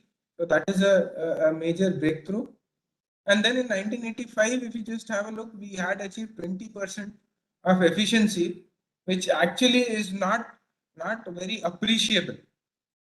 And then at 2012, if you just have a look, the total PV capacity had increased, had crossed 100 gigawatt. And then 2016 also, first solar plane was launched. 2017, 4.5 million jobs in solar energy sector and a total capacity of 400 gigawatts. In 2018, we have got now 480 gigawatts. So just in 1 year, we have increased a lot. Solar global average PV auction has also increased. Off-grid solar has also increased a lot. Now you need to remember one more thing, and this is that solar has got its own environmental issues as well. We cannot just take it on the face value that it is a renewable, so we just keep on utilizing it. It has got its own drawbacks as well. So there is some research which is required there also. These are the different technologies which are there. Thick film, crystalline and silicon technology. It is inexpensive, reliable. Module costs are given. Application obviously is there. Thin film, the cost is lesser. Material required is also a little bit lesser, but efficiency, yield, and reliability is an issue there. Then you have got third generation technologies, which is thin film. Actually, if you just go through the recent developments in solar, you can even find variable solar uh, things in which we can put it on cars. We can just roll it over wherever we want, and we can generate electricity. So it is coming up in a very fast way. It has got a high efficiency as well. However, in some cases, it has been reported that this thin film technology does not have that much of efficiency. But anyways, we'll go by the figures only. It has got a high cost of manufacturing, and the manufacturing is complex as well. So then, if we just want to get some major points out of the technologies which are available, there is monocrystalline. It is one of the oldest methods. It is made from pure silicon crystal. It has got a high efficiency of light conversion, around 15%. The manufacturing is a little bit complicated, and therefore the costs are high. There is a decrease in total thickness in nowadays, but anyways, the color is not important. Lifespan is around 25 years. This is again going to come in helpful as we move ahead with the slides. And the efficiency reduces around 0.5% every year. So this has to be also taken care of, right? And there are some disadvantages associated with that as well. Then you have got polycrystalline. It is an assembly of multiple grains. There was a lot of research going on in this one. Not sure what current situation is there. It is cheaper to produce, but it is less efficient. It is around 12% efficiency. So if you just have a look, the problem is the efficiency is really very less. 10%, 11%, 5%, 12%, 15% is not good enough. We need to increase the efficiency there. It has got a mosaic-like appearance, quite durable. 25 years of lifespan is there, but it is brittle in nature. Amorphous silicon is again there. We deposit it on some glass and all of it, and then we move ahead with it. It requires less silicon, cost is less, but the efficiency is also less. We have got only 6% there. Efficiency can be increased here through some layered structure of several cells. The advantage is that it can be deposited not only over the glass substrate, but also over a variety of things which can be flexible, which can be of different shapes also. We have got lots of applications in that way. And then we have got another part that is less prone to heating, overheating. So this is also an issue there. As the heat goes up, as the temperature goes up, the efficiency of the panel goes down usually. So amorphous silicon is useful in that way. This is what Dr. Jahangir had also talked about recently. Cadmium telluride is one of the thin film technologies. It has got a less cost. Efficiency is also good, around 16%. And it has got one very good point that it can even capture the shorter wavelengths. But the issue is because of cadmium, there are some environmental problems which would come in. So we need to take care there. Then copper, indium, gallium selenide, CIGS, it does not contain cadmium there. Efficiency is just under 20%, again good, but we have to wait for the mass production. It has got again good resistance to heating. Then you have got polymer and PV. So things are mentioned there. The better part is the degradation is faster, and that is why it has got a smaller life. Efficiency is less, cost is also less. So we need to, um, actually look into the things as to how we need to combine what kind of technology should be implemented. This is the value chain of the manufacturers, how it goes ahead, and this may or may not be 100% correct. This is taken from that reference. And what we can see here is that uh, actually the monosilicon was there around in 1980, and again by 2018 is still there, and that too in a big way, like 65%. And according to International Technology Roadmap for PV, they are saying that we'll be having around 80% share of monosilicon again by we can say 2025 and 90% by 2030. Then this is just the process. So I'll just go ahead in favor of time. We are already 1 hour up, so I'll just go ahead with this. This is I'll be sharing the PPT, so you can just go. And this is how the what we say the production of CDT happens. These are some of the figures again, and what we have is if you just see the last line, there is some weightage which is there, then gradation, how much of length, and all of it is required. Now let us go to the analysis part of the costing of it, because we started with costing basically. I said we'll be going into costing, so let us go into costing. So usually when we talk of a PV system, as shown in the figure also, we have got these elements which will be there. We have got PV modules, structure on which we mount it. In some of the houses in Europe, they have got this slanting rooftop itself, so they need not have any structure put in place. But in our cases, we may require some structures as well. You need a charge controller, you need a battery, you need inverters, AC to DC and all of it, and you need cables as well. Right? So let us just move ahead with it. And then these are the different classification of PV systems. We have got PV systems which can be used in standalone systems, and which can be used. I hope you all know what is standalone and grid connected PV systems. So in grid connected, you can have directly grid connected, which is usually the case without storage.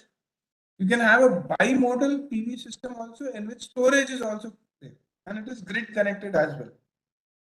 So this particular part here can be utilized for energy trading and all of it, instead of utilizing like we saw the duck curve in 1 or 2 days back. The energy generation is quite high during the day, but we don't need it. So if we have got storage, we can utilize it at a later time. And then you have got standalone systems in which you have got without battery, with battery, and there is a hybrid system also in which you mix it with other elements. So you have got a directly coupled system also there. Then you have got a DC system, self-regulating. Then you have got AC system with charge controller. I'll just go through it in a very fast way here. You've got system design, system location, company structure. But if we just see the last part, out of which the total costs come in is total equipment cost, total labor cost, and you have got permit inspection, interconnection cost, and overhead costs. So these are the things which would be required. Now let us move. This is again a very important, uh, uh, topic of research of life cycle costing as well. So we will be going into it, and with life cycle costing will also come up the levelized cost of energy as well. So there are cash flows which we need to take into consideration. There would be interest. The rate of interest also plays a very important role. The period of interest for how many years you are going to pay is going to be very important. Then life cycle assessment will also include environmental implications, which we will not be considering today. There would be life cycle cost analysis also, which will be going into a different, costing part as to what kind of costs are involved. So now let us go into a little bit of mathematics. What we have just seen till now was some figures and all of it, some charts and all of it. Let us go through some of the mathematics now. So when we talk of life cycle costing, basically, Uh, see, this is going to become a very important part. I told you costing is very important. So whenever a person invests, person or a firm basically invests money into something, it is looking for return on the money as well. So what they do is they go for life cycle costing before implementing any kind of a energy conversion technology or any kind of a renewable technology. And by that, they will study as to how much of cost is required over a period of time and how much of money is generated from there. So life cycle costing, if you see here, is basically divided into 5 parts there. The first one is capital investment. Capital investment means how much of money is required today, right? In today's date, all the money that you would be putting into a particular technology or in a new plant or whatever, that has to be converted into today's date. How much of money is required today based on all the years of service that we'll have? In fact, this is a very big topic. I'll be only going through the upper part of it. Then you've got a replacement cost, money required at a later period again to go for the replacement of the thing. Now here, if I go for a solar plant, in the last slide we just saw solar PV with storage. Replacement cost for the battery would be for 10 years, for 5 years, but the replacement cost for the panel would be for 25 years. So it would differ, right? Then the maintenance cost, how much of maintenance is required? This is easily understandable. Then the energy cost. This energy cost is the cost that is required to operate the plant itself, right? Now, usually in solar, if we think of it, does not require, so we'll have energy cost as zero for a solar plant. But in all the cases, this may not happen. If you go for a biomass or something like that, you'll require some energy costs also to operate it. And all of it has to be converted to present cost. I have written it very clearly there. Everything has to be converted into the present cost. And then there is something called as the salvage amount. The salvage amount is when the system has gone through the whole life cycle, the lifespan, and now whatever is left out of it, now I want to sell it. What amount do I get in return? That is called as the salvage costing. Now, usually what happens is, I'll tell you one thing, like if I go for a battery, if I use it for 10 years and if I go to sell it, it depends on what kind of a battery am I having and can it be reusable? Can some material be extracted from it and can it be sold? And can I find the purchasers for it? Right? So maybe the salvage cost may be very less. If I talk about solar panels, I don't think it will have any salvage values except for the aluminum and other things which are there, which can be taken out from the panels and can be sold. But if we talk of something totally different, like there are submarines and there are aircraft carriers, there are developed countries which use them and then sell it off, and still they sell it off at a very good rate.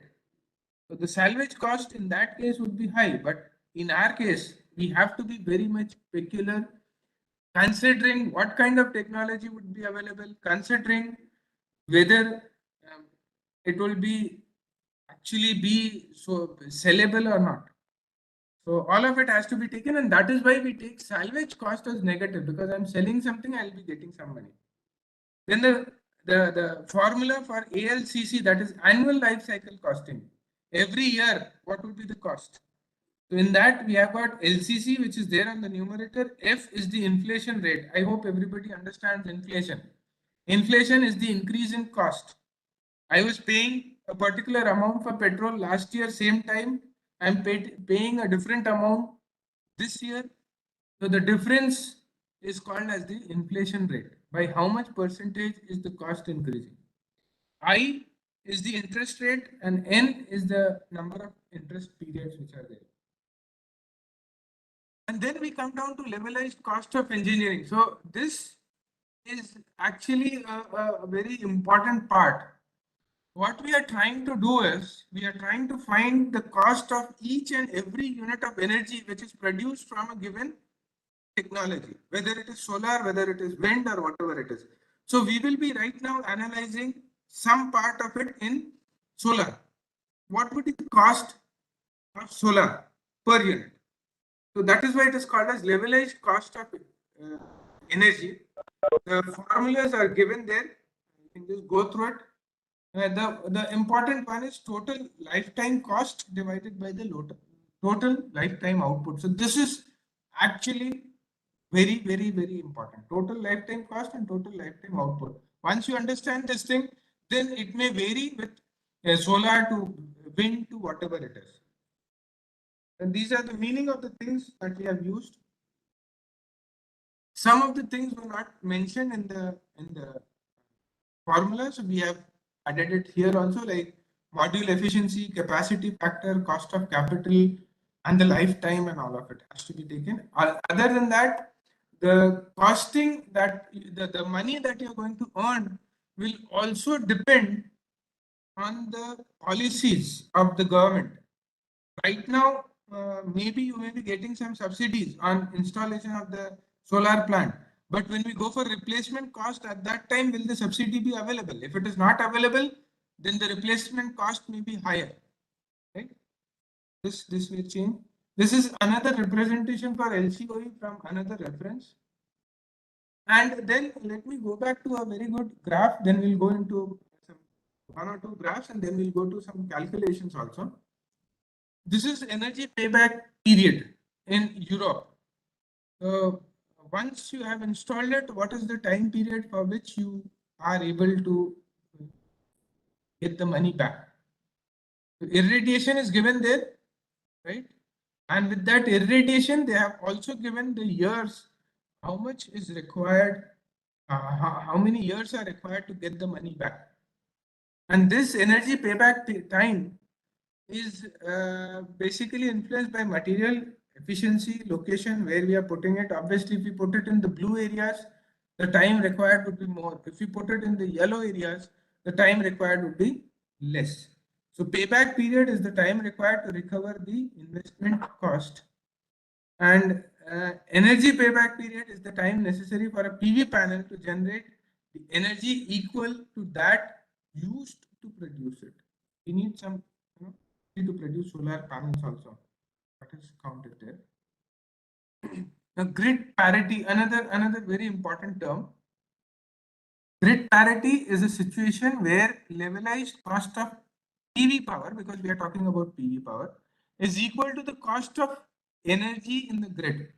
See, I told you what has happened is initially the cost of panels were high, everything was high, technology was high.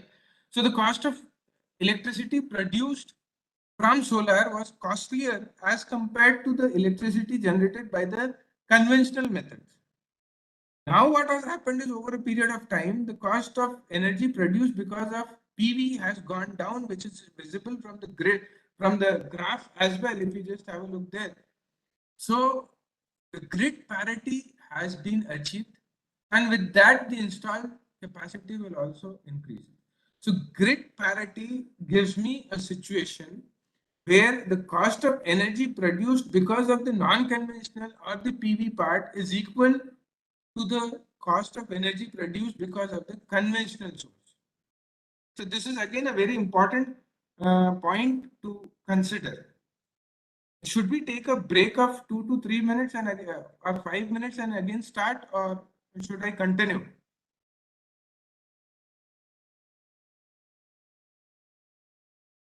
Because we are in the middle of the PPT right now. You can have 5 minutes break, Dr. Altaf. Right. So we'll have a 5 minutes break and we'll start at 4 o'clock again. Yeah, okay. If Thank you. there are any questions by that time, please you can ask. I'll just stop sharing so that I'll be able to view the participants also. Oh my God.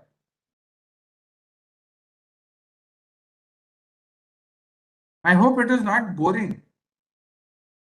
No, At it's least the next, having a great information in that. at least in the next 1 hour, I'll be putting in some more calculations now. Yeah, yeah.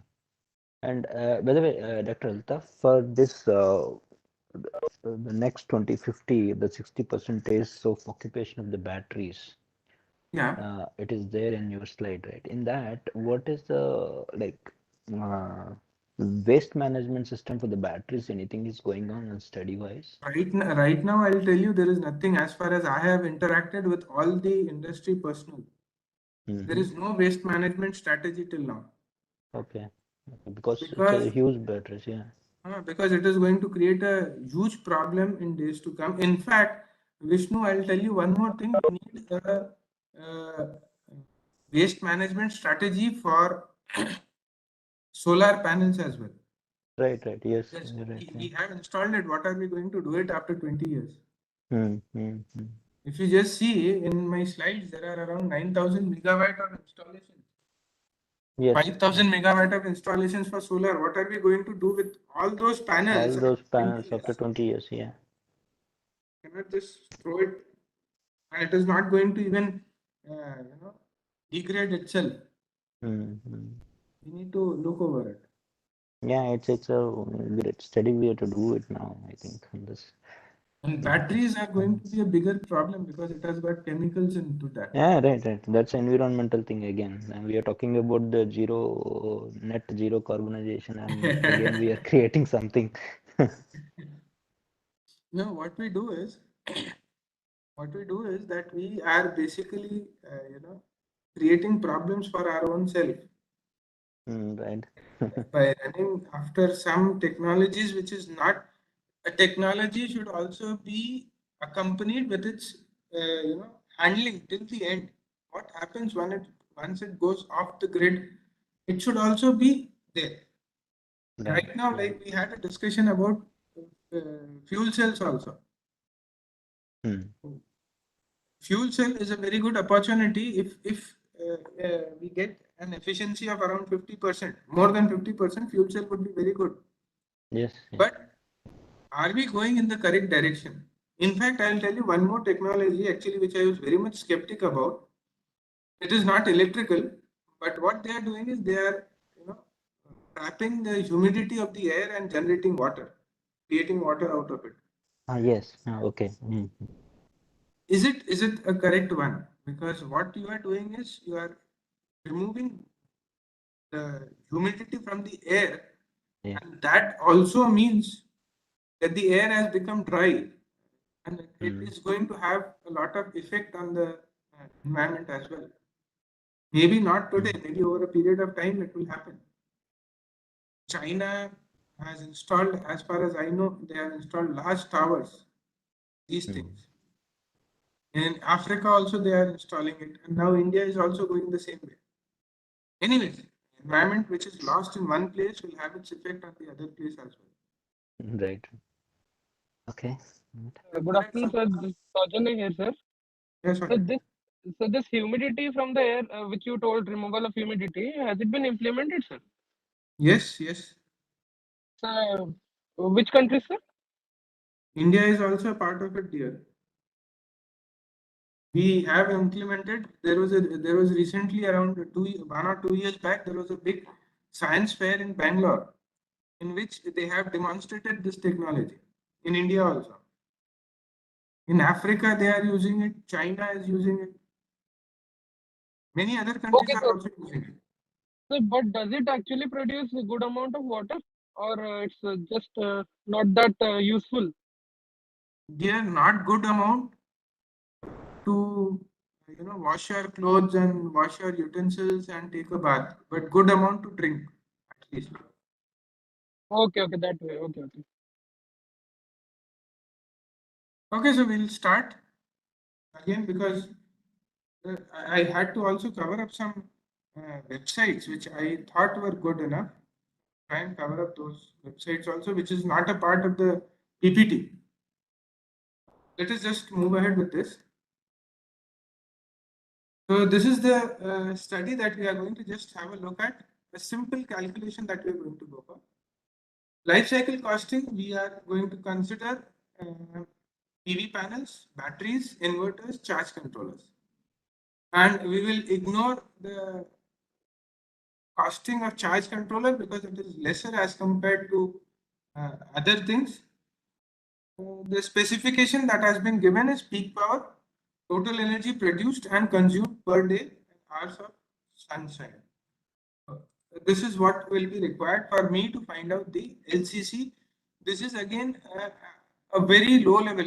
If I say energy audit of a building, you just go around and check out whether you have got traditional tube lights and all of it, and then you suggest that you change it with normal tube lights. So this is just a, it is called as a walkthrough audit. So we are just going for a walkthrough kind of a life cycle costing here, not in detail. But if you go for a detail part, you'll have to do a lot of studies also. Study the topography and so many things. Also, one more thing, please don't go by the figures. It may or may not be correct, and it varies from place to place. So the figures may be a little bit different here, as what we have perceived. So inverter cost is what we are trying to see here. We'll just see how it is calculated basically. So the amount of peak power of the system the system can deliver will be determined by the size of the system inverter also.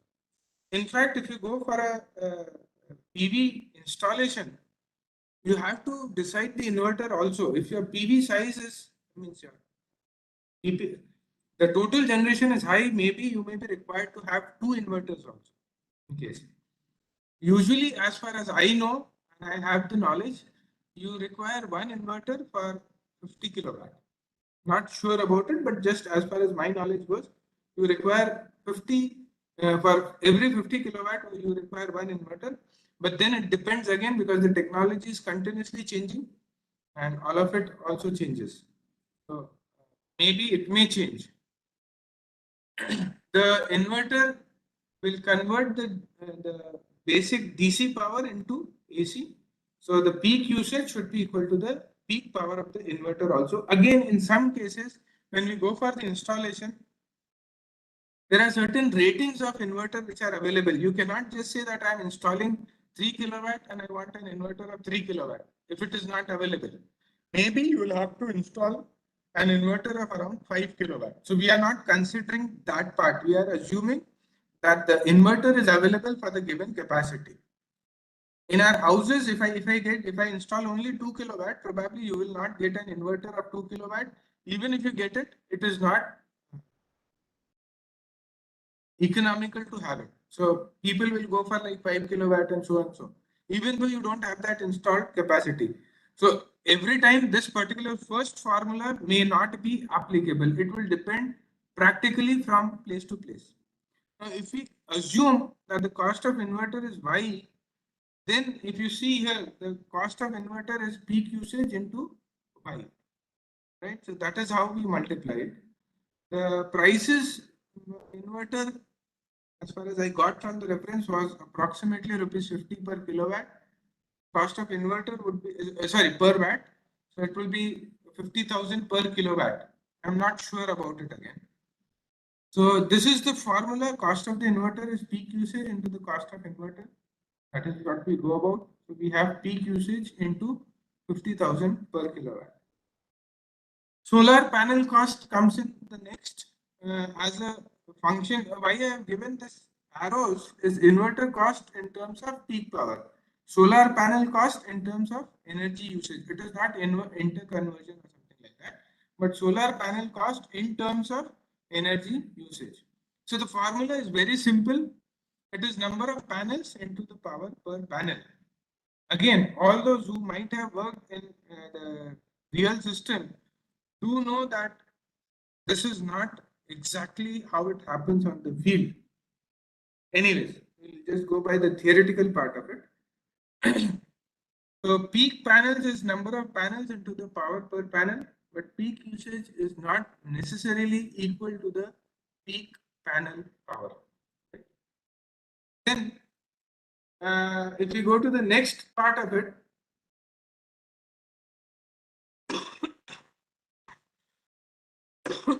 we can also make use of batteries there.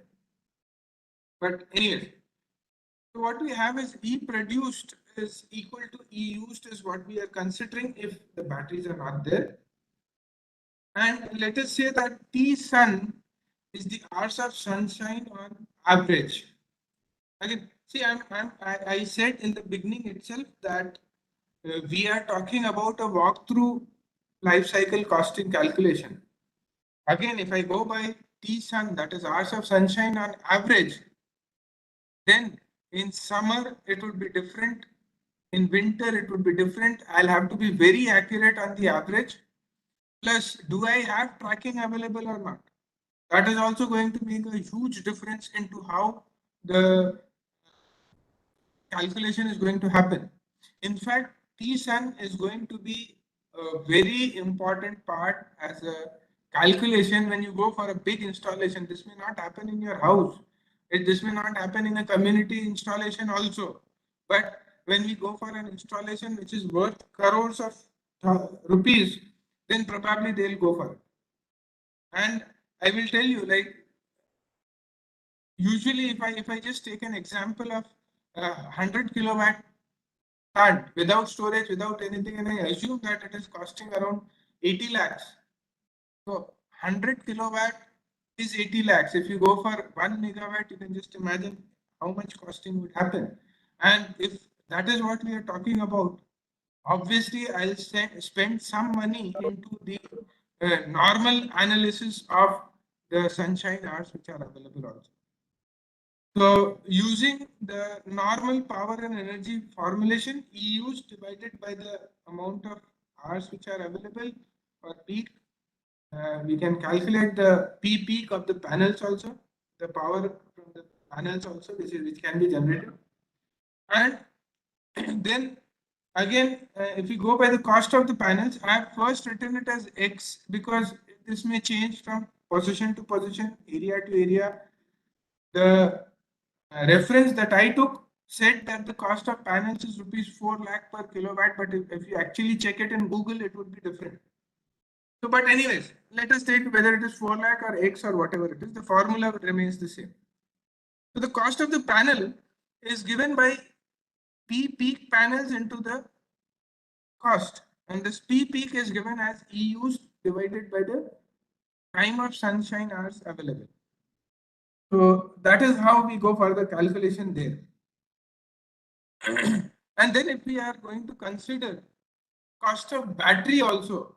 Now again, before we go into this uh, life cycle costing in detail, we have assumed here the battery lifespan is 3 to 10 years, but the panel lifespan would be around 25 years. So that would make a difference, a little bit of a difference would be there. So if we do assume that if we are taking like batteries with some deep cycles means we are moving into long ranges of charging and discharging, and we are assuming that the life cycle varies from 3 to 10 years, which is usually short as compared to the panel. So we will assume here, we have assumed that the battery does not discharge more than 50%. That means that it is able to supply the whole of the power uh, with only 50% of its recharge. Sorry, discharge. So if we go by that, the batteries will be able to store twice the amount of energy that we use there. And it also means that the battery will be able to supply the total load uh, twice through discharging if we want. Now, if you just go by this particular thing, we have assumed that the total cost of the batteries as a function of energy, we have taken battery cost as Z per kilowatt hour. So you have got cost of batteries equals to 2 into E used into, that is E stored into the cost. We have assumed that the battery cost is rupees 5,000 per kilowatt hour, and we have just gone for the multiplication. So we get around 2 into 5,000, that is 10,000. So the calculation of life cycle costing. Now here, I'll also probably go for the detailed analysis also as to how one by one we have calculated all the things. But if you just see, the PV panel will cost me rupees 4 lakh per kilowatt for 25 years. Inverter will cost me rupees 50 for 25 years, 50,000 per kilowatt for 25 years, and battery will cost me around 10,000 per kilowatt hour for 5 years. So this is a rough estimate that I have got. Now let us move ahead with the calculation of LCC, and let us say that we have got the I value as 10%. I have just shown you beforehand itself. So the capital cost is how much am I required to invest today? I've just added all the costs which were there in the last table. Replacement cost has got its own formula in economics. If you just see, it is 10,000 by 1 plus I raised to 5 and so on and so forth. So this gives me around 13,945 per kilowatt hour. Maintenance cost, I have taken it as negligible because usually it does require maintenance, solar panels, but let us assume it to be negligible. Energy cost is not applicable, right? Now, the thing is that if I go for the total calculation here, what we have done is that we have just put in the values there. We have used E used as 20, sunshine hours T sun is taken as 6, and P peak is taken as 5.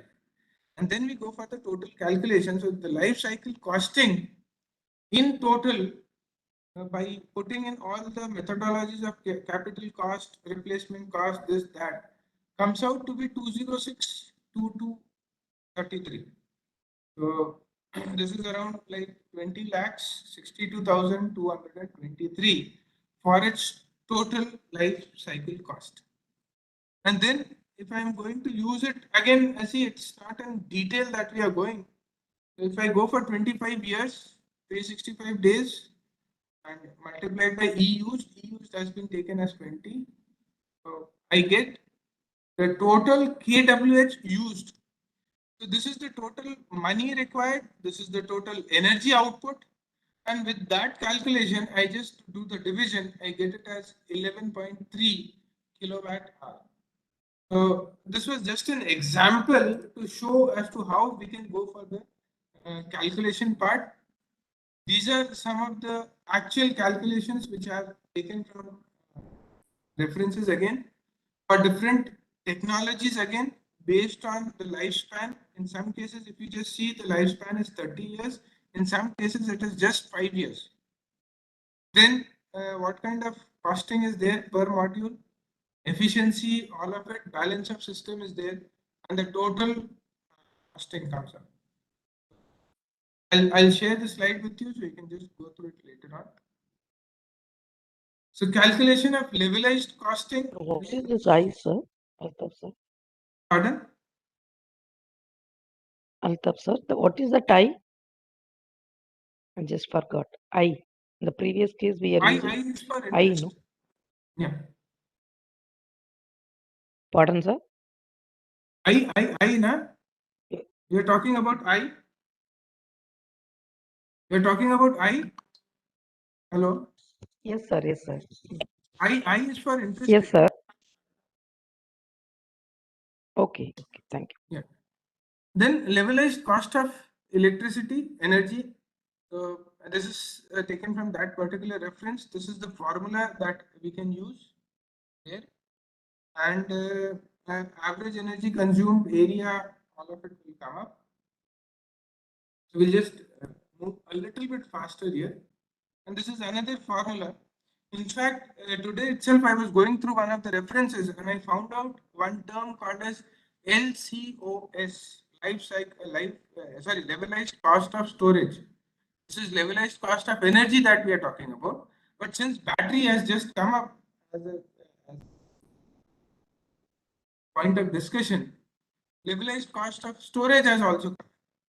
So these are the different formulas that I'm just sharing with you. Each and every calculation may not be possible. This is for charge controller. How do we go for the calculation?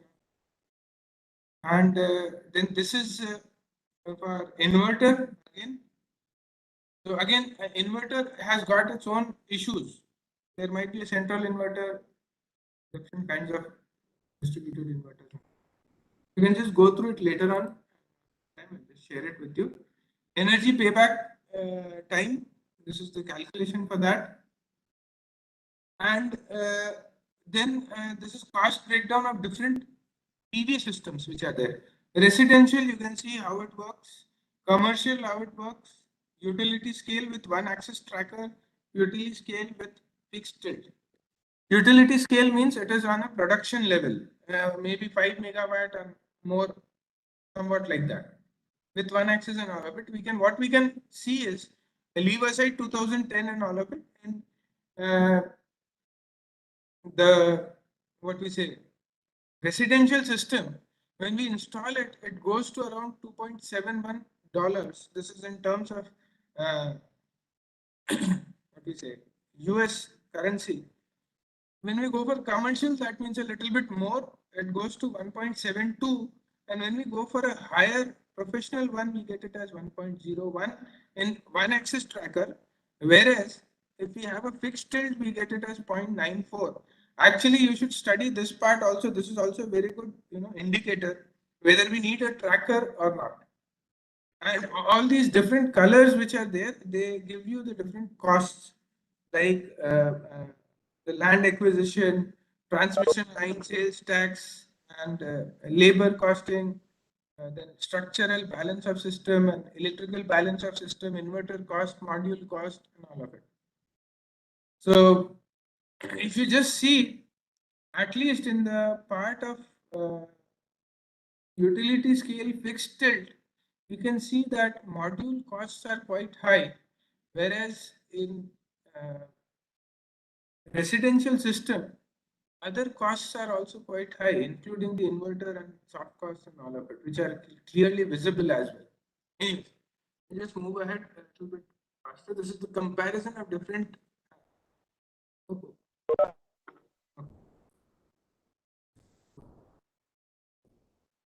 Yeah. So this is how the comparison happens with different kinds of installation costs. You have got 16% for maintenance, capital requires around 29%, inverter 5%, balance of system 14%, procurement and construction requires 12%, 19% for modules and all of it. Again, this is a very important part when I go into any kind of uh, installation. This is how the costs are again listed.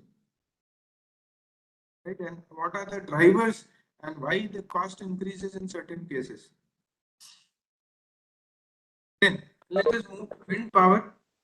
Already running out of time, so I'll not go into the details like we went into solar. The earth basically receives this much of power from sun, and about 1 to 2% is of this energy is converted into wind energy, which itself is a very huge amount. I can say around, if we just remove two zeros from there, we have, or even if we say 1 or 2% means 0.01 into 10 to the 17, even if we take it that way also, that is quite a huge amount that we have. Vertical and horizontal currents are generated. If you see, we can utilize vertical currents also, but we do not have proper technology for that. So it converts the wind power into rotating torque, and it will depend on the density of air.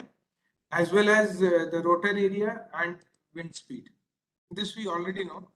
In installed capacity, we are fourth right now. Total capacity of wind installed is 39.25. And we have generated around 60.149 billion units. I've taken it specifically on Indian context. And incentives to the companies which have been offered are depreciation benefit.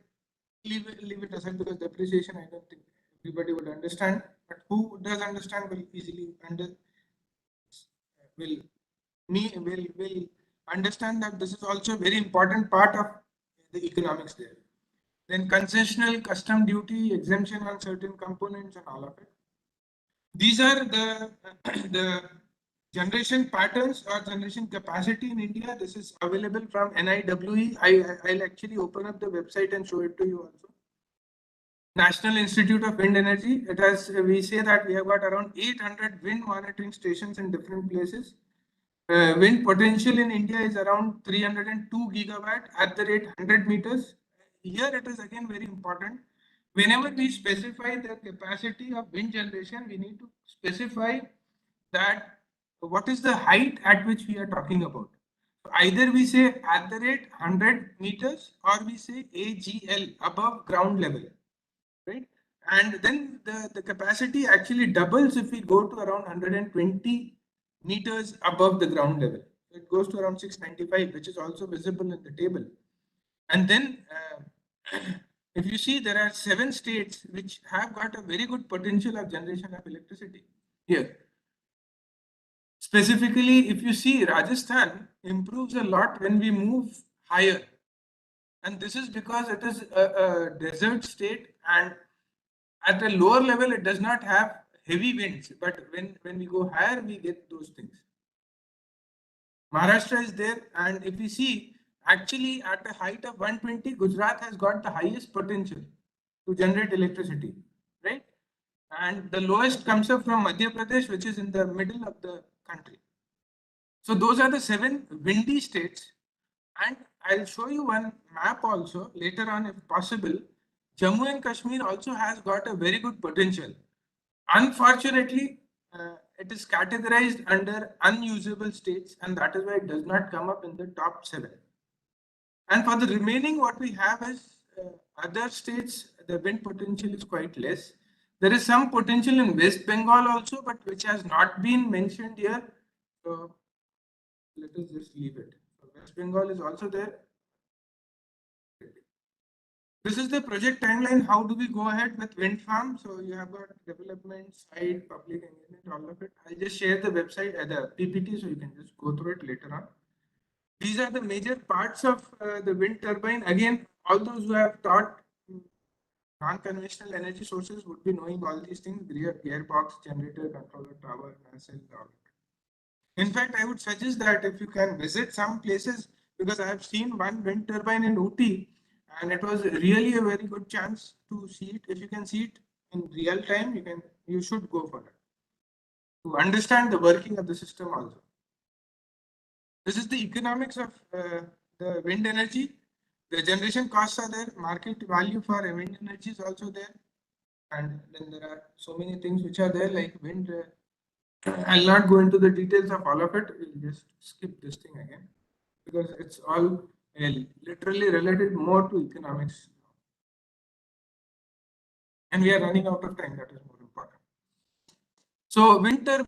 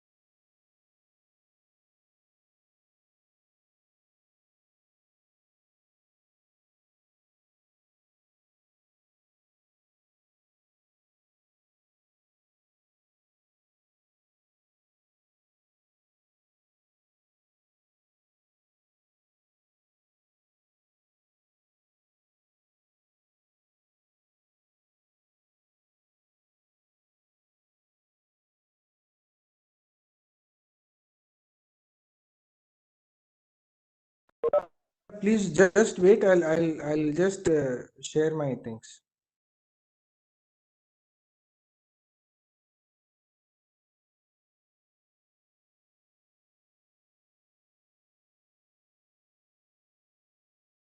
Lokesh, am I audible now?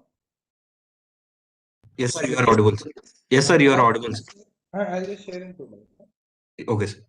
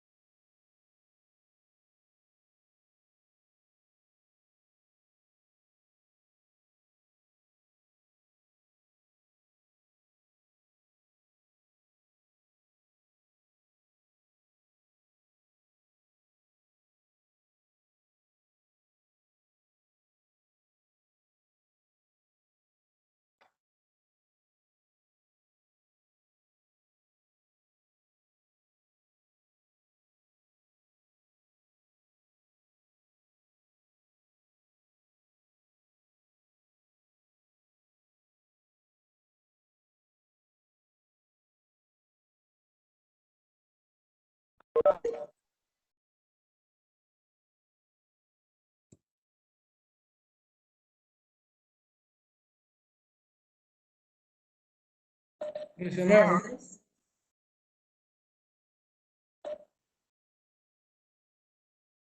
Yes, sir, you are audible.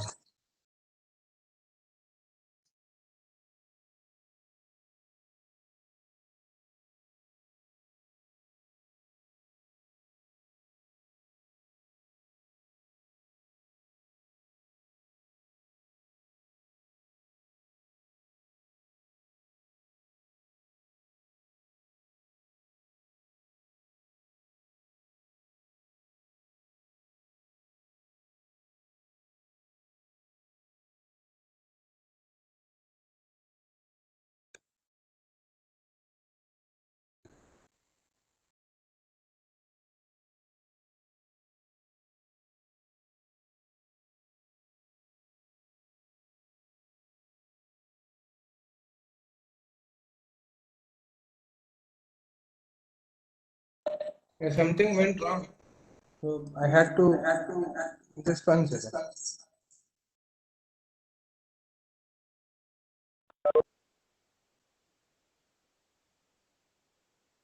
I had to restart the whole thing. Yeah. So I think so. We were still here. It was. Am I audible now? Yes, sir, you are audible, sir. So this was the slide. So there are so many factors that affect the economics of India.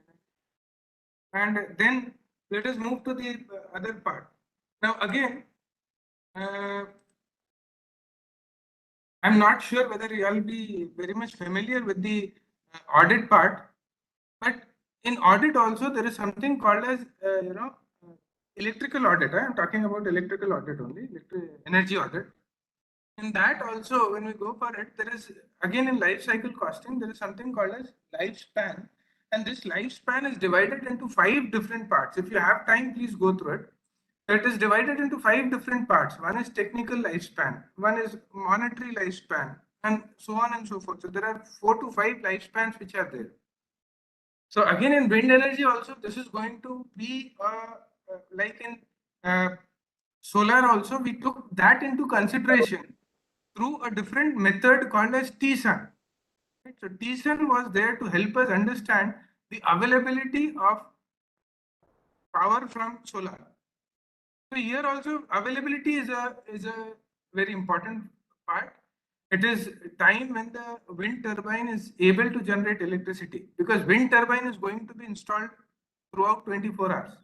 We don't know when electricity would be there, means when it will be able to generate electricity and when it will not be able to generate. Then comes up the capacity factor. It is the basically it will tell us how actual energy output compares with the maximum annual energy output. So that is if the turbine has functioned at rated capacity for the entire year, how we will get the output. So that is called as the capacity factor. Annual energy output divided by the rated power for which it has been installed. Suppose if my windmill is for 2 kilowatt, then I'll put rated power as 2 kilowatt. And 8760 is the number of hours that we take it. This is 8760 value comes up for the total number of hours throughout the year.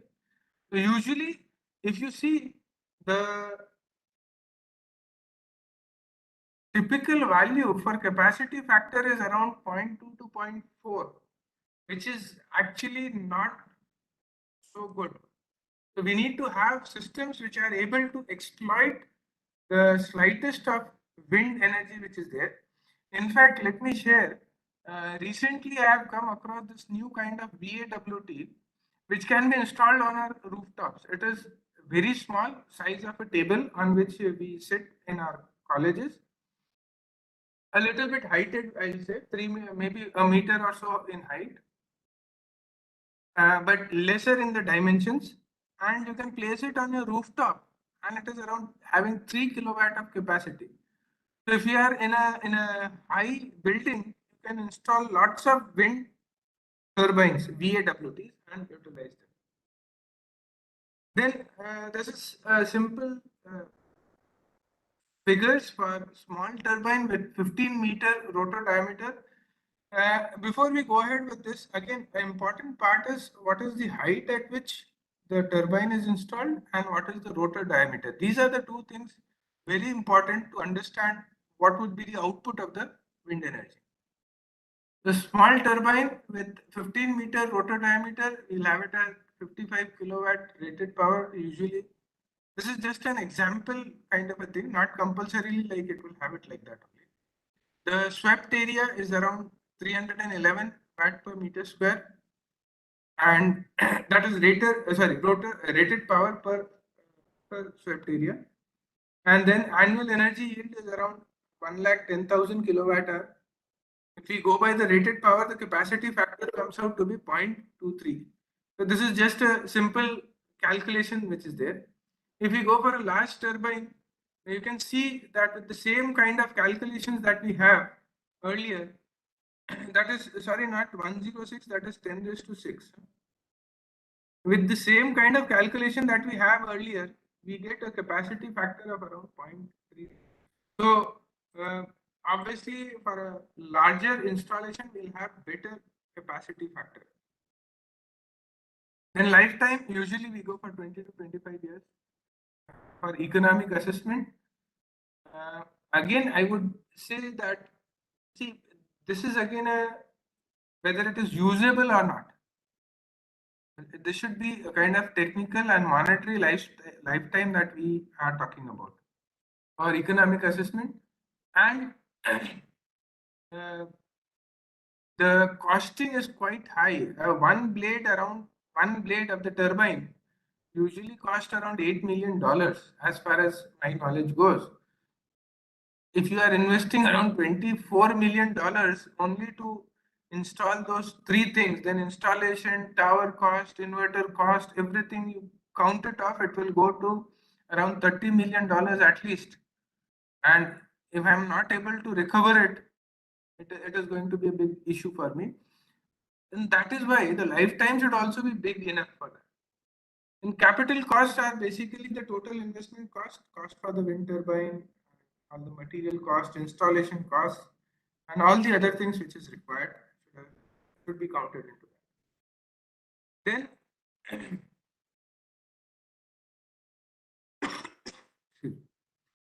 Then the development costs cannot actually be compared, and this will be site specific. Again, offshore systems. See, again, offshore means you are going in the sea and installing it. So you'll have to first create a base for it. You cannot just go and put it there. Plus, the height of the turbine will be very high because some part will be covered by sea itself. So you'll have to install it higher. So the cost of installation is quite high as compared to wind turbine onshore costs. Then cost of wind turbine, we have to take it as what it is today. And then we go for And cost of wind turbine for future also we need to consider that. For cost estimation again, this will be taken up for replacement cost, and we can go by historical trends, learning curves, all these different methods are used. These are the different estimate types which we are going to go for. Then cost for new wind turbine design also, and future cost of a large number of wind turbines for a new design. So all these costs will consider all the different kinds of cost which will be included. Now let us go for an example here. Let us say that we have got 79 turbines.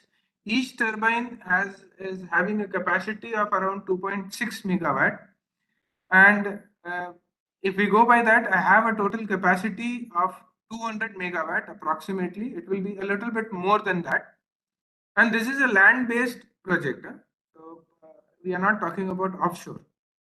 So wind power plant layout will be grid. In grid means like we have it, square kind of a thing, diamond shaped formation would be there. It will be placed around 450 meters above sea level, or AGL, that is above normal ground level that we can consider. Not above ground level, sorry, above sea level. Annual energy production has to be taken into consideration here, and it is usually termed as AEP for a lifespan of around 25 years. So when we go for LCC again, there are different parameters which needs to be considered, which are mentioned here, like rated power, rotor diameter, hub height, operating characteristics like maximum tip speed, and all of it have to be considered. So these are the parameters that we are going to consider in our case here. These are the remaining other part of the parameters: turbine rated power and diameter, hub height, maximum tip speed, drive range, design, and all of it. We are going to consider. And then the characteristics of the wind at which we are going to install it. This is again very important. In fact, they would do a proper study, especially I would say in terms of wind energy. In terms of solar, the forecasting of solar energy being available is quite accurate, we can say, and can be dependent upon based on the historical data. But in this case, it is not possible. The annual wind speed chosen for this project, one is 50 meter, one is 90 meter, and what we get is around 7.25 there meter per second and 7.89 meter per second. VBull is a characteristic I won't be able to go into detail, which is to be again considered there. And then when we talk of losses of energy, losses and availability part, what kind of array wake losses, again I'll not go into the details here. If required, I'll add those definitions later on in the PPT and send it to you. So these are the different kinds of losses which are there. Blade soiling, I think so you might have studied at least. Electric collection and transmission losses are itself explainable. So these are the losses. We assume 15% of the losses are because of all these things, and the availability is 98%. What do we mean by availability is that the wind is in the given range and the turbine is not in, we say, maintenance part or something like that. So when we go for this, the annual energy production for this analysis was taken from one of the models from NREL, and these are the values which are given. The net energy capture would be per megawatt hour, per megawatt per year is around 3,734 at the height of 50 meters. The capacity factor is 42.6, that is 0.4. Then when we go for expenditure, again this is from that same source. This is how the division happens. The rotor cost itself is 20%, tower is 15%, nacelle is 34%, then construction finance is 2%, contingency 6%, Electrical infrastructure 10%, and the remaining are also mentioned. So this is how the construction cost of the wind turbine is divided into. And then the next table gives me how it is divided for kilowatt, uh, cost per kilowatt and cost per energy, that is megawatt hour. We are able to see that, and what we see is that the cost for this particular thing is around $25.2 per megawatt hour. This is to be thought about, and this is what we go about. If you see here again, just because of time constant, there are so many things like balance of system is there, electrical infrastructure is there, then assembly and installation, site access, staging, foundation is there. All of these would be accounted for. Around, we can say there are around 10 to 15 different costs which are there. Then operation and maintenance cost is there. So this also in solar this was not there, but in wind this would be there. So around 20 to 25% of the total LCOE for the lifetime is given to wind. However, in the initial part we don't require that much of maintenance, and it is lower on the side of 10 to 15%. But as we go towards the end, it goes to around 20 to 35%. And then maintenance and operation will also have all these things which we are considering, insurance and all of it. So operation and maintenance cost will also be divided into two parts. One is fixed, one is variable. And this is how it is expressed in terms of dollar per kilowatt per year or dollar per megawatt. If you just see, it is 11.5 here itself for maintenance. Then the financing cost, it is capital, it requires a lot of money, as I said. So finance is obviously required. You cannot just put in capital directly. Even if the government also goes, it will probably look out for some financing options. And this will also include insurance. See, insurance is also required. You are moving the blades from one country to the other country. The blades are quite big. Then go for videos for these things. You need insurance. What if the blade cracks? If it opens up, something happens to the blade, what will we do? So you have to have insurance. You have to also provide for contingency. We saw 6% given for it. And then there are some discount rates. All of it. This is economics, so we just leave it up. And the last part is also a little bit of economics, so we'll just part out. So this is how your percentage is again divided into the costing of wind energy. And this finally gives you the costing total LCOE for a 2.6 megawatt land-based turbine. The costs included turbine capital cost, balance of system costing, financial cost, capital investment and all of it. If you just operation cost, fixed charge rate and all of it, the total capacity factor also considered. So we get it to around 37. Yeah, this much. You're not audible. Can you just wait so that I'll just finish it up and then we can have a discussion. I'll go to the chat also. Right now I'm unable to see the chat. Just one or two slides and then I'll come to your question. So if you just go by it, if you see the costing is around 37 megawatt, sorry, $37 per megawatt hour. And this is a little bit problematic for us.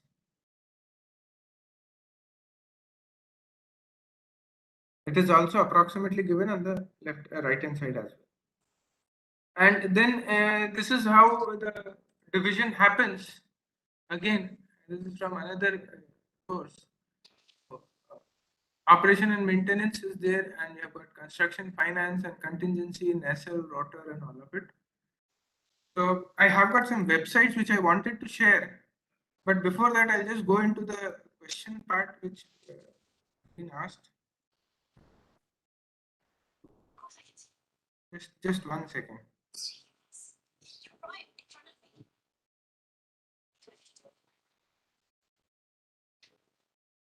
Just 1 second. No, you're not audible.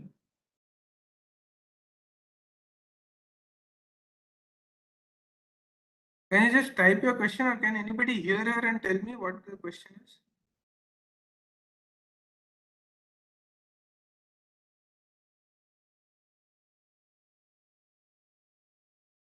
Okay, I'll just stop sharing and come back. Yeah, can anybody just tell me what her question is? Reshma, can you just type it here in the chat box?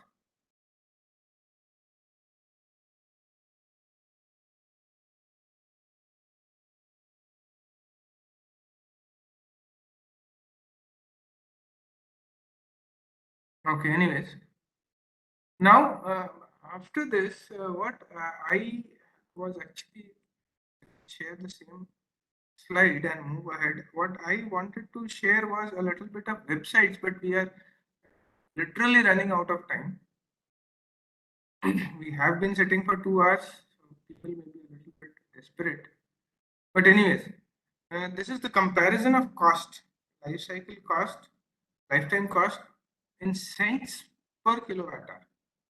If you see, uh, offshore wind is quite costly. Then we have got natural, then coal, then PV solar is also there. Then this, and the least comes out for geothermal, right? So 4.8. And one more thing is land based. This is also 7.4. Thing that we need to think over if we can just work on how this thing happens. And the best part is that because see, if you just see here, conventional coal is 9.5, which is lesser than half of the team which is there, and nuclear is also 9.5. So it is below, and that is why still we are quite dependent on thermal. If we just remove this lifetime costing a little bit lesser for maybe offshore wind or PV solar or biomass a little bit here, it would become quite attractive for us. And then this is a lifespan for different technologies also. Battery around 10 years, solar onshore or offshore I just showed you for 25 years, and solar means solar is photovoltaic, onshore offshore is for wind. So all of them, the technologies that we want to talk about is 25 years. Gas fired goes for around 30 years. Coal fired, geothermal go for around 40 years. Geothermal has got its own issues, right? And then nuclear has got a lifetime of around 60 years. Hydro has got 80 years. So just imagine hydro is going to help us a lot. These are some of the sources. If you can just open these things, I'll be very happy to share the details of it. For that, let me open up some websites, show you some other things which are there. Just 1 second. Dr. Altaf, Yeah, can you please share the YouTube link of at least 5 just lectures that we have come across already? sir, I'll be actually. I recently had a talk with the course coordinator here, Okay. and I cannot share it with everybody. If I Okay. share the what we say, But I think it is live, no, sir? it is live. Ah. Live you cannot download it, sir. So if I share the link, what will happen is that it will become open for everybody.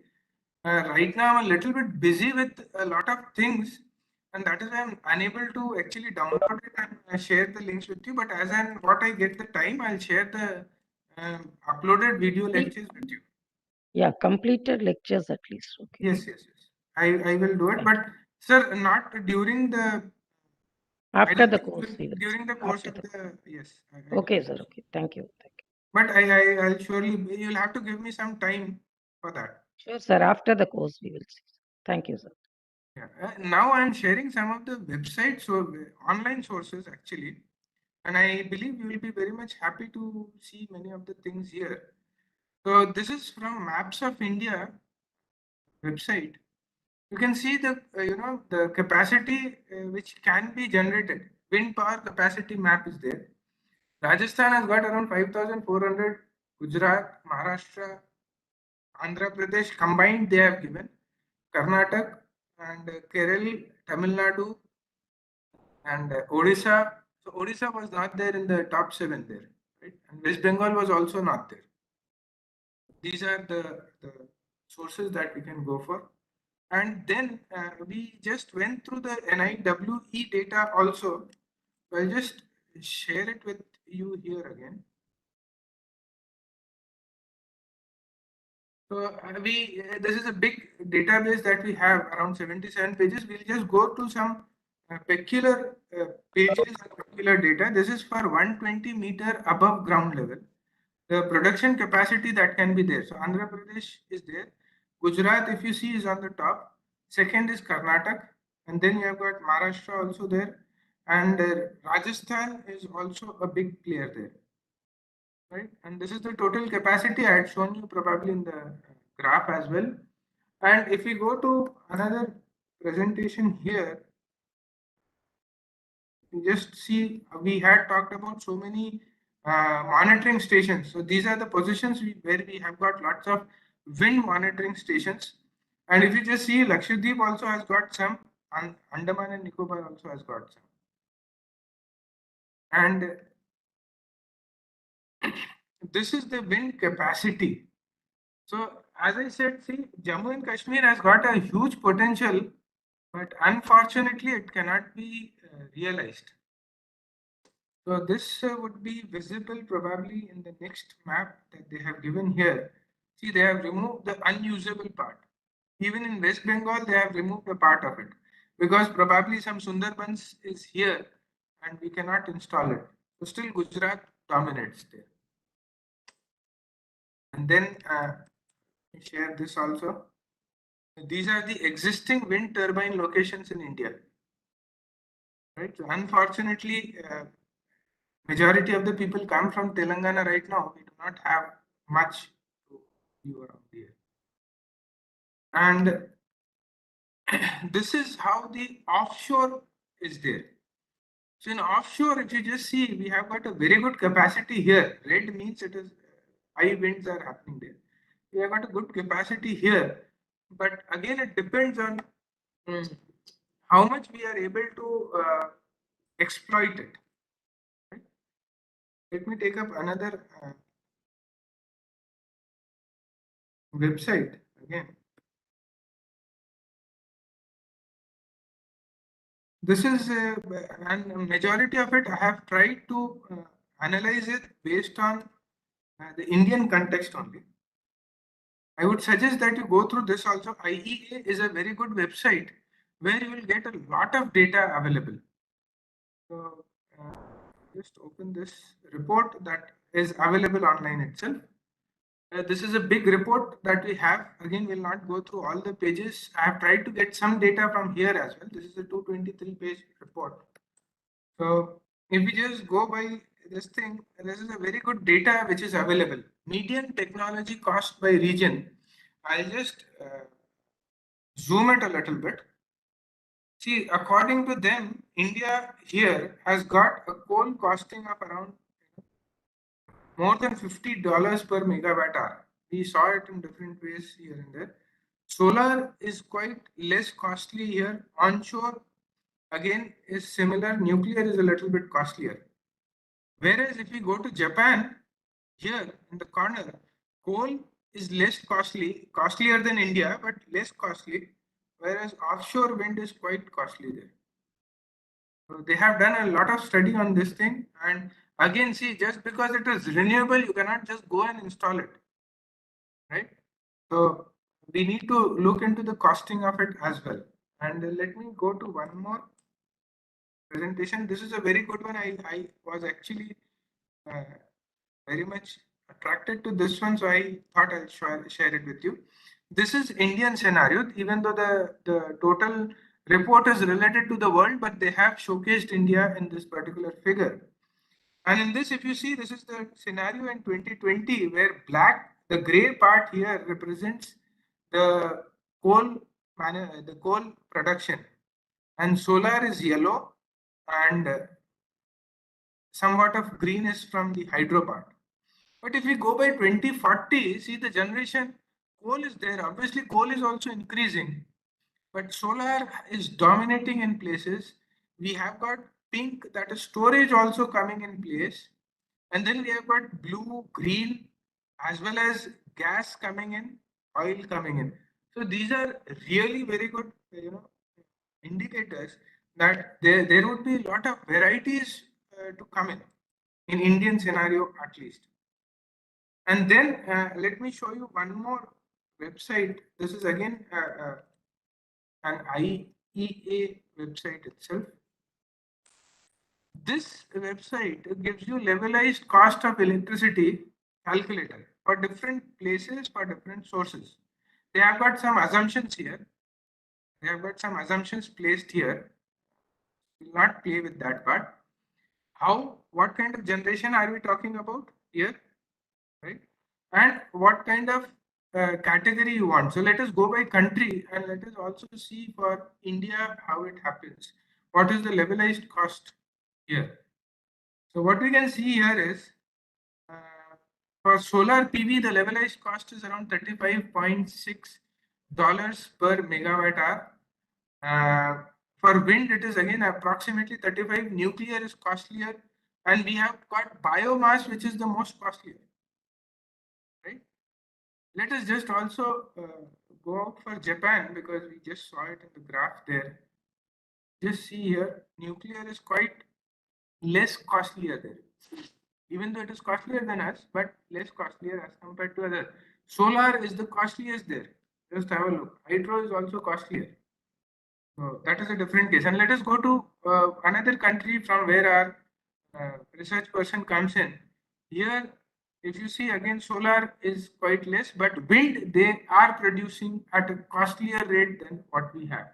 We had it as 35. Solar was again in the range of 35. And uh, if we just go by the other things, I don't know whether bio is not listed here for them. So this is how it changes, right? Check out if there is something else. There is one more website which I may not be able to open right now, but I would suggest if you have time, please go through it because it will require me to download it. I have taken some material of my PPT from this website also.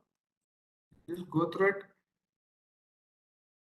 This is IREN, the International Renewable Energy Agency. They actually get this costing of renewable power generation every year, and you can download it from here. So June 2021 is available to you there. And again, as a subsite of this particular website, there is this thing also where a lot of short information is also available. They go for different kinds of publications also. So we will just stop here and we'll take some questions if there are any.